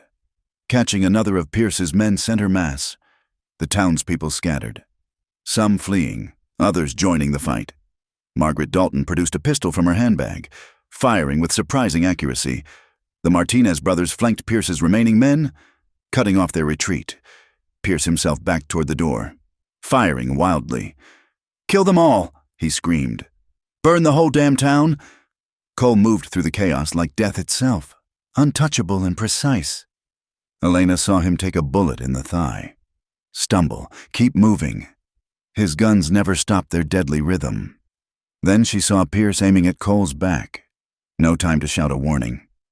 Elena grabbed a fallen pistol, sighted, squeezed the trigger. The bullet caught Pierce in the shoulder, spinning him around. Their eyes met across the smoke-filled room. Pierce's face twisted with rage and pain. He raised his gun toward her. 3 shots fired almost simultaneously.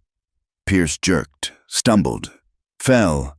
When the smoke cleared, he lay still, blood pooling beneath him. Cole, Tom Morrison, and Elena all held smoking guns, and nobody would ever know whose bullet had been the fatal one. The silence that followed was deafening. Then someone started crying, relief, grief, or both. The revolution was over as suddenly as it had begun. "Is anyone hurt?" Doc Martinez was already moving, checking the wounded. "Cole," Elena said, rushing to where he'd dropped to one knee, blood soaking his pants. "I'm fine," he said through gritted teeth. "Just a scratch." "You're shot, you stubborn fool." "Been shot before." But he let her help him to a bench. Let Doc examine the wound. Sheriff Watson stood in the doorway, looking at the carnage. His badge glinted in the lamplight, a symbol of authority that suddenly seemed very small. "Well, Sheriff?" Tom Morrison challenged. "You going to arrest us all?" Watson looked at Pierce's body, at the armed townspeople, at Elena standing blood-spattered but unbroken. He unpinned his badge, set it on a table. "I don't see any crime here," he said quietly. "Just citizens defending themselves against bandits." He walked out, and nobody tried to stop him. The aftermath was a blur. Bodies to be moved, wounded to be tended, a town to be reorganized. Elena found herself at the center of it all, making decisions she'd never thought to make. "We need a new sheriff," someone said. "And a mayor," another added. "Thompson ran off with Pierce's men." "Elect them tomorrow," Elena said wearily. "Tonight, we bury the dead and tend the living." She found Cole outside Doc's office, leg bandaged, trying to saddle his horse. "Where do you think you're going?" "Job's done," he said without looking at her. "Pierce is dead. You're safe. Time I moved on. Is that what you want?" He turned then, and she saw the war in his eyes. "What I want doesn't matter. I'm a killer. Elena, that's all I know how to be. You deserve better than that." "You're right," she said, and saw him flinch. "I do deserve better. I deserve a man who'd risk his life for people he barely knows, who'd stand against impossible odds for what's right, who showed me I was stronger than I ever imagined." She moved closer, cupped his face in her hands. "I deserve you, Cole Maddox, if you'll have me." "Elena," his voice was rough, "the things I've done are in the past. We've all done things. What matters is what we do next." She smiled through tears she hadn't realized were falling. "So what's it going to be? Gunfighter? You running toward something or away from it?" He kissed her then, there in the dusty street with the whole town watching. And it was answer enough. When they finally broke apart, both were breathless. "I should warn you," Cole said. "I don't know anything about being a shopkeeper's husband. Good thing I don't have a shop anymore." Elena grinned. "Though I was thinking of rebuilding. Make the silver dollar everything James dreamed it could be. Sounds like you'll need help." "I'll need a partner," she corrected. "Equal shares, equal say. What do you think?" Cole looked at her, this woman who'd hired him to protect her and ended up saving him instead. "I think James Rosewood was a lucky man." "No," Elena said softly. "I'm the lucky one." They walked back into town together, toward a future neither had imagined possible. Behind them, the sun set on the old Mercy's Bend. Ahead lay the promise of something new, something better. It wouldn't be easy. There would be challenges, setbacks, probably more violence before true peace came. But for the first time in longer than either could remember, they had hope, and in a place like Mercy's Bend, hope was worth its weight in gold. The next morning, Elena stood in the ashes of the silver dollar, Cole beside her. The twisted metal of the safe lay amid the rubble. James's dream reduced to char and memory. "We'll rebuild," she said firmly. "Bigger and better than before." "We?" Cole asked, though he was smiling. "Unless you've got somewhere else to be." He took her hand, scarred fingers intertwining with hers. "No, ma'am, I think I'm right where I belong." Around them, the town stirred to life. People nodded as they passed, some offering to help with the rebuilding. The fear that had gripped Mercy's Bend for so long was lifting like morning fog. Margaret Dalton approached, a ledger under her arm. "We've taken an inventory of Pierce's assets. Seems the town is owed quite a bit in back taxes and unpaid wages. See that it's distributed fairly."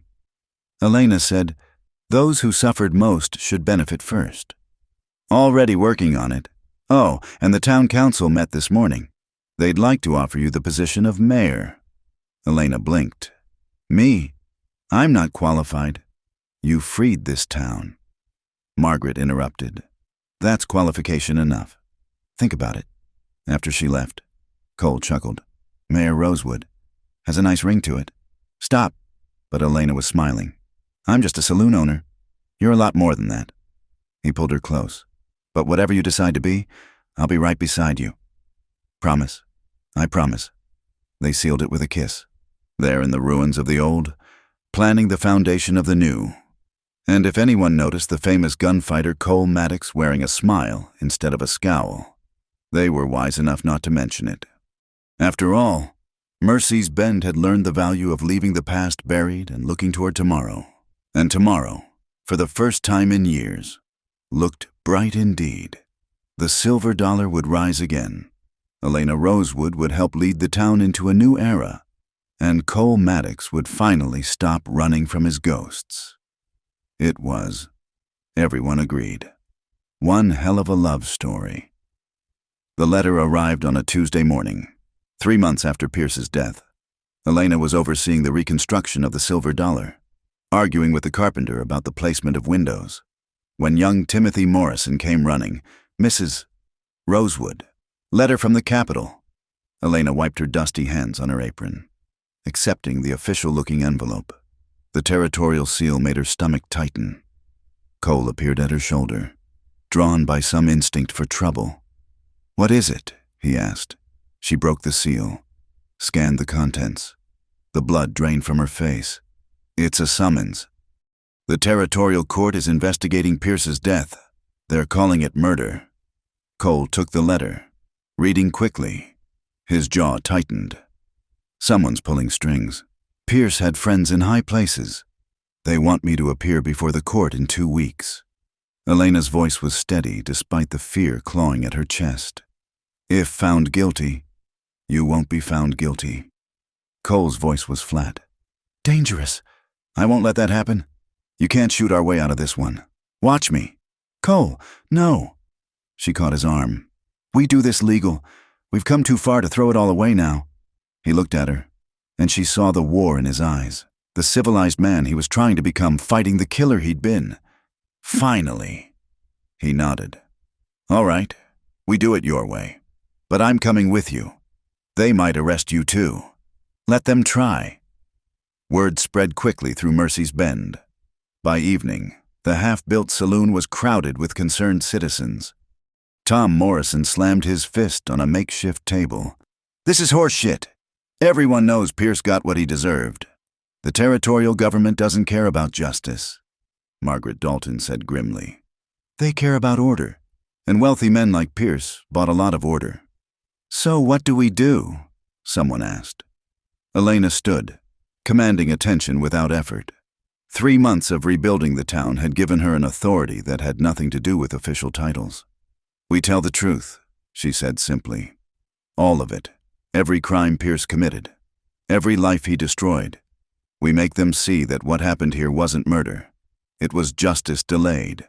You'll need witnesses, Judge Harmon said. He'd returned to town after Pierce's death, shamefaced but determined to make amends. I'll testify about the corruption, the bribes, the threats. We'll all testify, Margaret added.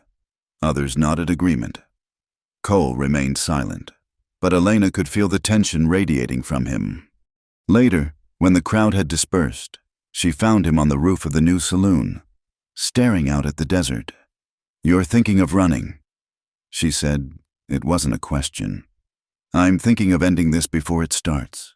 The judge, the prosecutor, whoever's behind this, remove them and the problem goes away. And you become the killer they say you are. He turned to face her, moonlight casting shadows across his features. I've always been a killer. Elena, different now as I've got something worth killing for. You've got something worth living for too. She moved closer, taking his hands. I need you to trust me. Trust us. The town won't let them take me. And if they do, then I'll face whatever comes. But I won't have you throwing your life away on my account. He pulled her close, burying his face in her hair. You can't ask me to stand by and watch. I'm asking you to stand by me. There's a difference. She pulled back to look at him. Besides, I need you to finish the saloon. Can't have my business partner abandoning the work. Despite everything, he almost smiled. Using my own promises against me? If that's what it takes.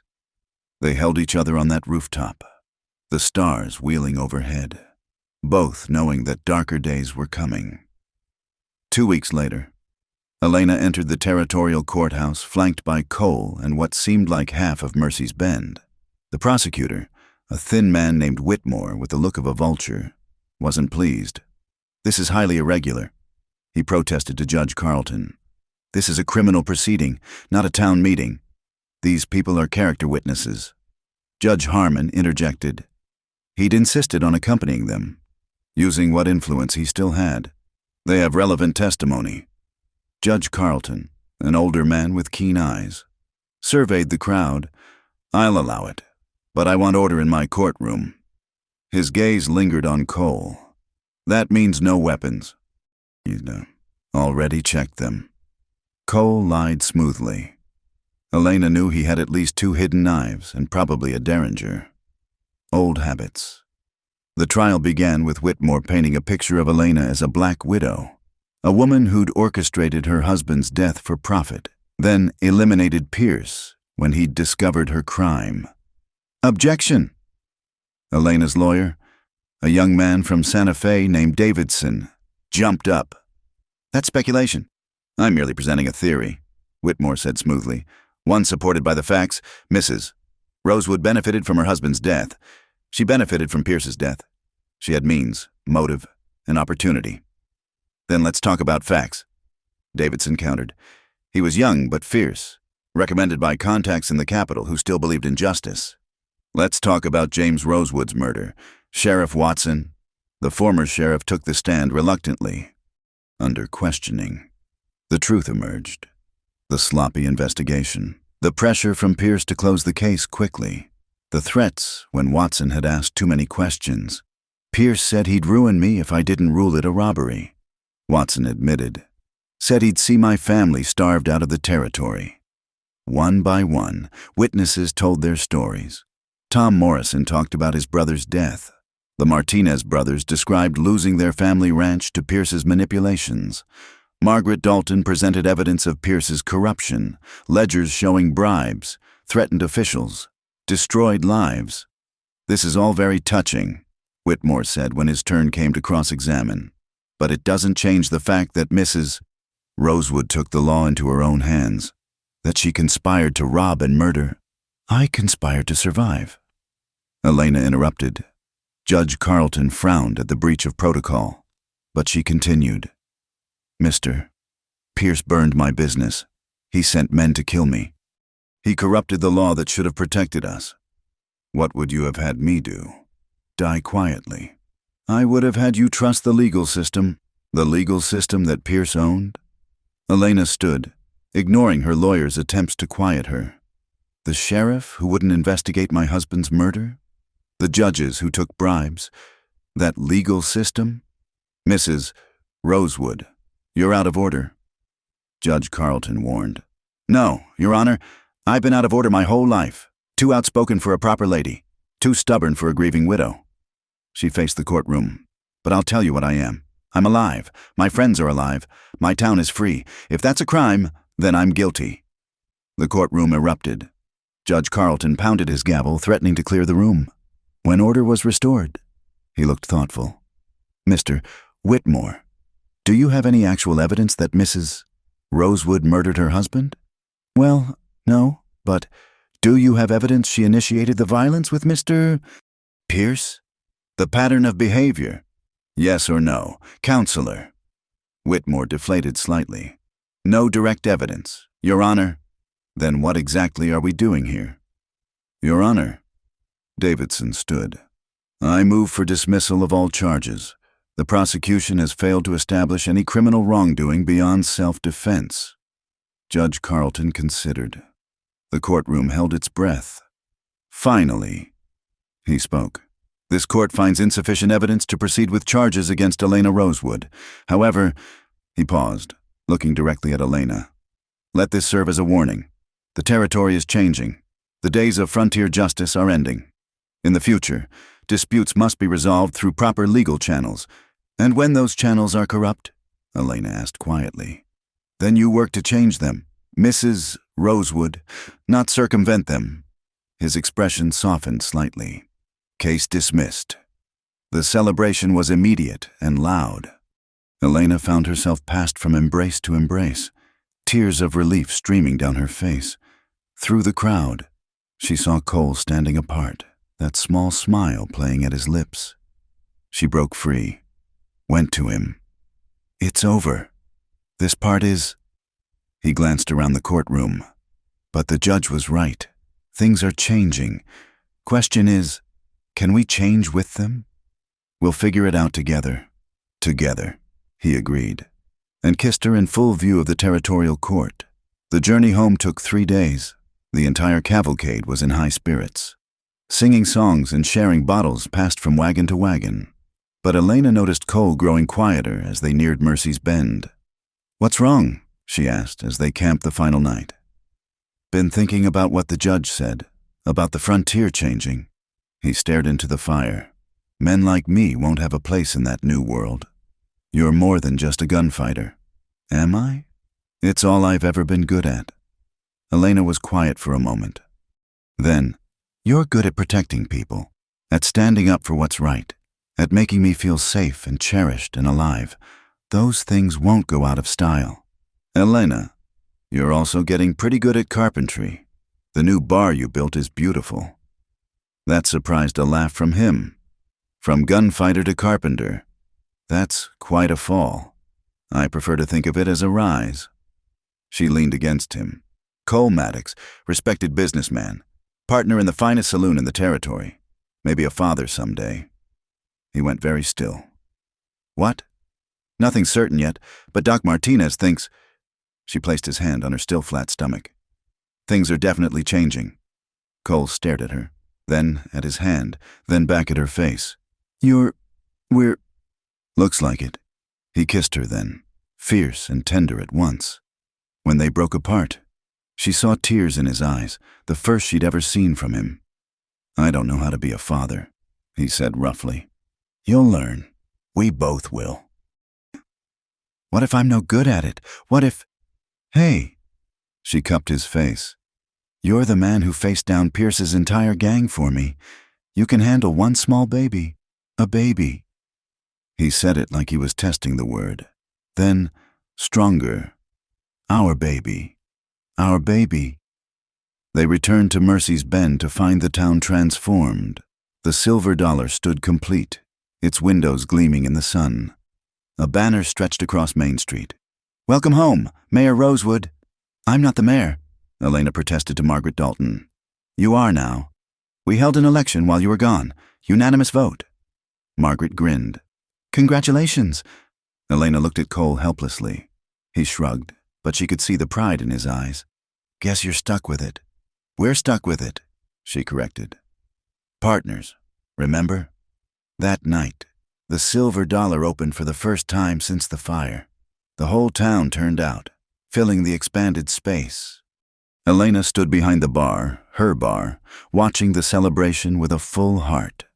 Cole appeared beside her, having slipped away from a poker game. Happy? Getting there. She leaned into him. James would have loved this. He'd be proud of you, of what you've built from the ashes. We built. I couldn't have done any of this without you. Sure you could. You're the strongest person I know. Elena Rosewood. He wrapped his arms around her from behind. Soon to be Elena Maddox, if you'll have me. She turned in his arms. Are you proposing in the middle of a saloon opening? Seems appropriate, considering where we met. He dropped to one knee, causing a stir among the nearby patrons. Elena Rosewood, you hired me to protect you and ended up saving my soul. Will you marry me? The saloon had gone quiet. Everyone watching. Elena looked down at this dangerous, wonderful man who'd given her back her strength and her hope. Yes, she said simply. Yes, I'll marry you. The cheer that went up could probably be heard in the next county. Someone started playing a waltz on the piano, and couples began dancing. Cole stood, pulling Elena into his arms. No regrets? He asked as they swayed together. None. You? Just one.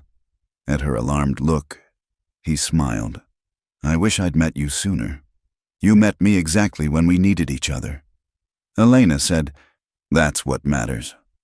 They danced in the saloon built on ashes and dreams, surrounded by friends and neighbors, with a new life growing between them and a future stretching out like an open road. Outside, the desert wind whistled through the streets of Mercy's Bend, but it no longer sounded lonesome. It sounded like freedom. It sounded like home. And in the Silver Dollar Saloon, where love had bloomed among the gunfire and grief, Elena Rosewood and Cole Maddox danced toward tomorrow, together. Spring came early to Mercy's Bend that year, painting the desert in unexpected colors. Wildflowers bloomed where blood had been spilled, and the town itself seemed to be flowering too, new businesses opening, families arriving on every stage, hope growing like the cottonwoods along the creek. Elena stood on the porch of the Silver Dollar, one hand resting on her swollen belly, watching the morning traffic on Main Street. 6 months had passed since the trial, since Cole's proposal, since they'd married in a simple ceremony with half the town in attendance. You should be resting, Cole said, emerging with 2 cups of coffee. He'd adapted to domestic life with surprising grace, though he still wore his guns and his eyes still tracked every stranger who entered town. I've been resting all week. The baby and I are fine. She accepted the coffee gratefully. Besides, there's too much to do.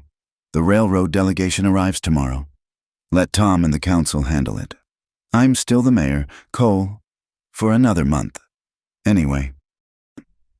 She'd announced her intention not to seek re-election, wanting to focus on the baby in the saloon. Margaret Dalton was the likely successor, which suited Elena fine. Cole wrapped his arms around her from behind, his hands joining hers on her belly. Have I told you today how beautiful you are? Only twice. You're slipping. Can't have that. He kissed her neck, making her shiver. You're beautiful, radiant, magnificent, and enormous. Elena laughed. Don't forget enormous. Perfect, he corrected. Just perfect. They stood together, watching their town wake up. The silver dollar wouldn't open for hours, but already she could hear Roberto Martinez preparing the kitchen, where he'd taken over as cook. His brother Carlos managed the bar now, leaving Elena free to oversee the business without working herself to exhaustion. Riders coming, Cole said suddenly, his body tensing. Elena followed his gaze. 3 men on horseback, moving with the easy confidence of those accustomed to long trails. As they drew closer, her breath caught. Is that Samuel? Cole's voice was strange, surprised, wary, something else she couldn't identify. The lead rider was perhaps 50, weathered and lean, with eyes the same gray as Cole's. He dismounted in front of the saloon, his gaze moving between Cole and Elena. Hello, brother, he said. Sam. Cole didn't move from Elena's side. It's been a while. 8 years. Samuel Maddox removed his hat, revealing hair gone silver at the temples. Heard you got married. Figured it was time to pay my respects. How did you find me? You're not exactly hiding. Cole, mayor's husband in a growing town? Word travels. His eyes settled on Elena. You must be the woman who tamed my wild brother. Elena Maddox, she said, offering her hand. And nobody tames Cole. We just reached an understanding. Samuel smiled, and she could see the family resemblance clearly. I like her, he told Cole. She's got spine, among other qualities. Cole said dryly, What do you want, Sam? To talk, to meet my sister-in-law, to maybe mend some fences before we're both too old to climb over them. Elena felt the tension in Cole's body, the war between old hurt and new hope. She squeezed his hand. Why don't you gentlemen come inside? We can talk over breakfast. An hour later, the brothers sat across from each other at a corner table while Elena managed the morning preparations. She could hear snatches of conversation, careful at first, then gradually warming. Couldn't face you after Sarah and Emma, Samuel was saying. Knew you blamed me for being away when it happened. I blamed myself. Cole replied quietly. Still do, sometimes. We were both fools, choosing the gun over family. Difference is, you learned from it. Samuel glanced at Elena. She's good for you. I can see it in how you move, how you watch her. You're not just surviving anymore. No, Cole agreed. I'm living. Margaret Dalton burst through the doors, interrupting the reunion. Elena, the railroad delegation arrived early. They're at the hotel, wanting to meet now. Elena sighed, touching her belly. So much for a quiet morning. Cole, go, he said. Sam and I have catching up to do. She kissed his cheek, whispered, Be nice, and followed Margaret out. The railroad meeting was everything she'd expected. Men in expensive suits talking about progress and profit, viewing Mercy's Bend as just another dot on their map. But Elena had learned a thing or two about negotiation. The original survey showed the route passing north of town. The lead negotiator, Hutchinson, said, However, we're willing to consider running directly through Mercy's Bend for the right incentives. What kind of incentives? Tom Morrison asked. Land grants, tax exemptions, perhaps some private considerations for the decision-makers. Elena's eyes narrowed. You mean bribes? I prefer facilitation payments, Hutchinson said smoothly. I prefer honest dealing, Elena countered. Mercy's Bend will offer fair terms, right-of-way at market price, cooperation with construction, and a guarantee of law and order. What we won't offer is corruption. Mrs. Maddox, You must understand how these things work. I understand perfectly. A man named Pierce tried to work that way. He's buried in our cemetery now. She stood, conscious of her dignity despite her condition. Gentlemen, the railroad is welcome in Mercy's Bend on honorable terms. If you prefer dishonor, I suggest you stick with the northern route. Hutchinson's face reddened. You're making a mistake. Towns that don't cooperate with the railroad tend to wither. Is that a threat? It's a fact of progress, madam. Elena smiled coldly. Mr. Hutchinson, I've been threatened by better men than you. And I'm still here. Make your decision based on business, not bluster. Good day. She swept out, leaving the delegation stammering. Margaret caught up with her on the street. That was either brilliant or disastrous, Margaret said. Maybe both. But I won't let Mercy's Bend become another corrupt railroad town. We've fought too hard to sell our soul now. They returned to the Silver Dollar to find it busier than expected. Word of Samuel's arrival had spread, and curious townfolk had gathered. The Maddox brothers sat surrounded by listeners as Samuel told stories of their younger days. So there's Cole, 15 years old, facing down 3 grown men who'd insulted our mother. Kid barely came up to their shoulders, but he stood his ground. Samuel grinned. Course, I had to step in before they killed him. You were late, Cole protested. I had it handled. You had a broken nose and 2 black eyes, but I was winning. The crowd laughed. Elena watched Cole with wonder. She'd never seen him like this. Relaxed, joking, allowing himself to be vulnerable in public. His brother's presence had unlocked something in him. The moment was shattered by the saloon doors banging open. Hutchinson stood there, flanked by 2 hard-looking men. Mrs. Maddox, I've reconsidered your position and found it unacceptable. Cole started to rise, but Elena touched his shoulder. My meeting, my problem, she murmured. Louder, she said. Then I'm sorry we couldn't do business. Mr. Hutchinson, oh, but we will do business, one way or another. He smiled unpleasantly. You see, the railroad needs to come through Mercy's Bend. The northern route is problematic, so you'll accept our terms, or things will become difficult for your little town. Difficult how? Cole asked, his voice dangerously quiet. Hutchinson's men shifted nervously, recognizing the tone, but Hutchinson himself was too full of his own importance to notice. Supply lines disrupted, credit dried up. Amazing how a few words in the right ears can strangle a town's economy. Get out, Elena said flatly. Leave Mercy's Bend and don't come back. I'm staying at the hotel for 3 days. You have that long to reconsider. He tipped his hat mockingly. Think about your child. Mrs. Maddox. What kind of future will it have in a ghost town? After he left, silence filled the saloon. Then Tom Morrison spat. Railroad bastards. Think they own the world? They own enough of it. Judge Harmon said quietly. He's not bluffing about strangling the town. I've seen it happen. So what do we do? Someone asked. Elena felt the weight of their eyes, their trust. She thought about the baby, about the future, about everything they'd built. Then she thought about James, about Pierce, about every bully who'd tried to break her. We don't negotiate with extortionists, she said firmly. Not now, not ever. Elena, Cole said quietly. Maybe we should consider, what, giving in, becoming the kind of town we fought to prevent? She shook her head. I'd rather see Mercy's Bend die honest than live corrupt. The lady's got the right of it, Samuel said unexpectedly. You give in to men like that once, you'll be giving in forever. Easy for you to say. Someone muttered. You don't live here. No, but I know what it's like to compromise your principles for comfort. It eats you hollow. Samuel stood. My brother and sister-in-law have the right idea. Question is, what are you all going to do about it? The debate raged for hours. By evening, the town was divided, some wanting to accept the railroad's terms, others standing with Elena. The tension was palpable as families argued and friendships strained.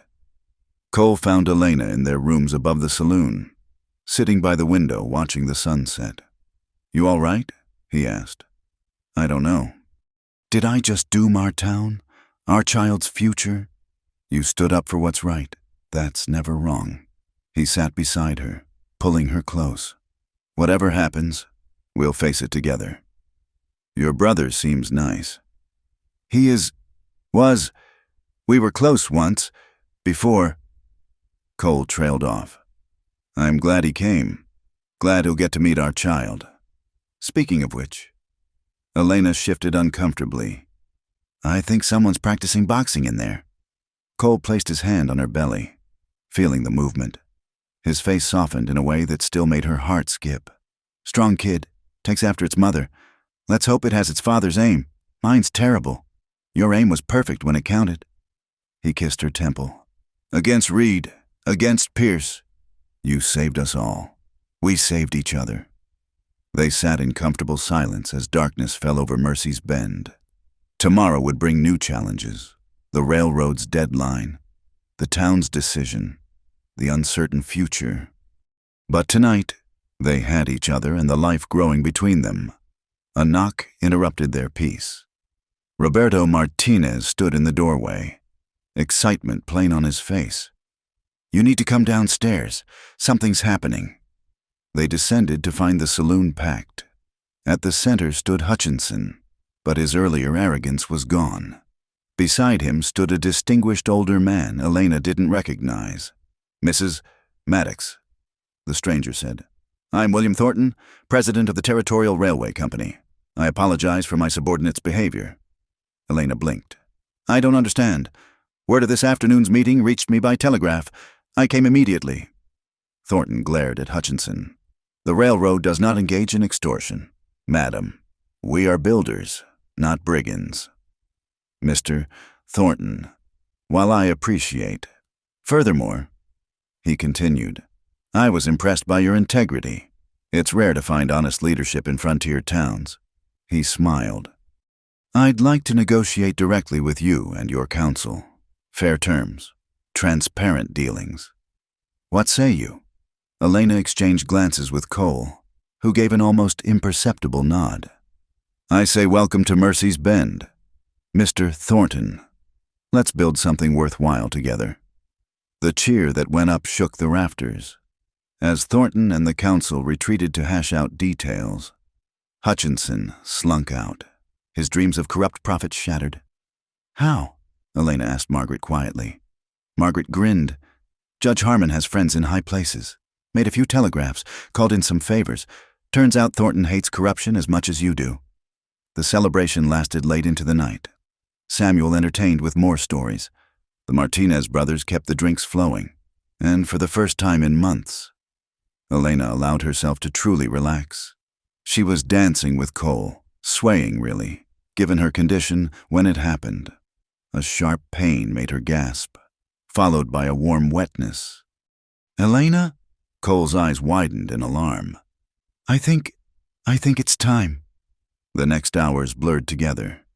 Doc Martinez arriving, Cole pacing like a caged wolf, Samuel keeping him from wearing a hole in the floor. The pain came in waves, each stronger than the last. I'm here, Cole whispered, gripping her hand. I'm not going anywhere. Better not, she managed between contractions. Or I'll shoot you myself. Dawn was breaking when the baby's cry filled the air. Doc Martinez placed the squirming bundle in Elena's arms, and she forgot about the pain, the exhaustion, everything but the tiny, perfect face. A daughter, Doc announced, healthy and loud. Cole stared at the baby like she was a miracle. A daughter, he repeated. She's beautiful, like her mother. What will you name her? Samuel asked from the doorway. Elena and Cole looked at each other. They'd discussed this, planned for this moment. Hope, Elena said softly. Hope Sarah Maddox? Cole's eyes filled. After my Sarah. She brought us together. In a way, it seems right. He kissed her then, gentle and reverent, their daughter between them. I love you. Elena Maddox, both of you, all of you. We love you too. As the sun rose over Mercy's Bend, painting the sky in shades of promise, The Maddox family held each other close. Outside, the town stirred to life. A town built on courage, sustained by hope, and united by the bonds forged in struggle. The railroad would come, bringing change and challenge. There would be more battles to fight, more stands to take. But in that moment, in that room filled with love and new life, none of that mattered. Cole Maddox had found his redemption. Elena had found her strength. And together, they'd found a love worth fighting for, worth living for, worth building a future on. Baby Hope gurgled, waving a tiny fist at the world. Her parents laughed, and their joy echoed through the Silver Dollar Saloon, through the streets of Mercy's Bend, across the desert toward whatever tomorrow might bring. It was, everyone agreed, one hell of an ending. Or perhaps, more accurately, one hell of a beginning. Because in the West, as Elena and Cole had learned, every ending was just a new beginning in disguise, and their story, the story of the saloon widow and the dangerous stranger who'd guarded more than just her life, was far from over. It was just getting started. Thank you, dear listeners, for joining us on this wild journey through the dusty streets of Mercy's Bend. If you've enjoyed Elena and Cole's story of love blooming amidst gunfire and redemption, we'd love to hear from you. Drop a comment below and let us know where in the world you're listening from, whether it's a bustling city or your own frontier town. Don't forget to subscribe to From Wild West channel for more tales of courage, passion, and adventure from the American frontier. Share your thoughts on Elena and Cole's journey. Did their love story capture your heart as much as it captured ours? Until we meet again on the dusty trails of the Old West, partners,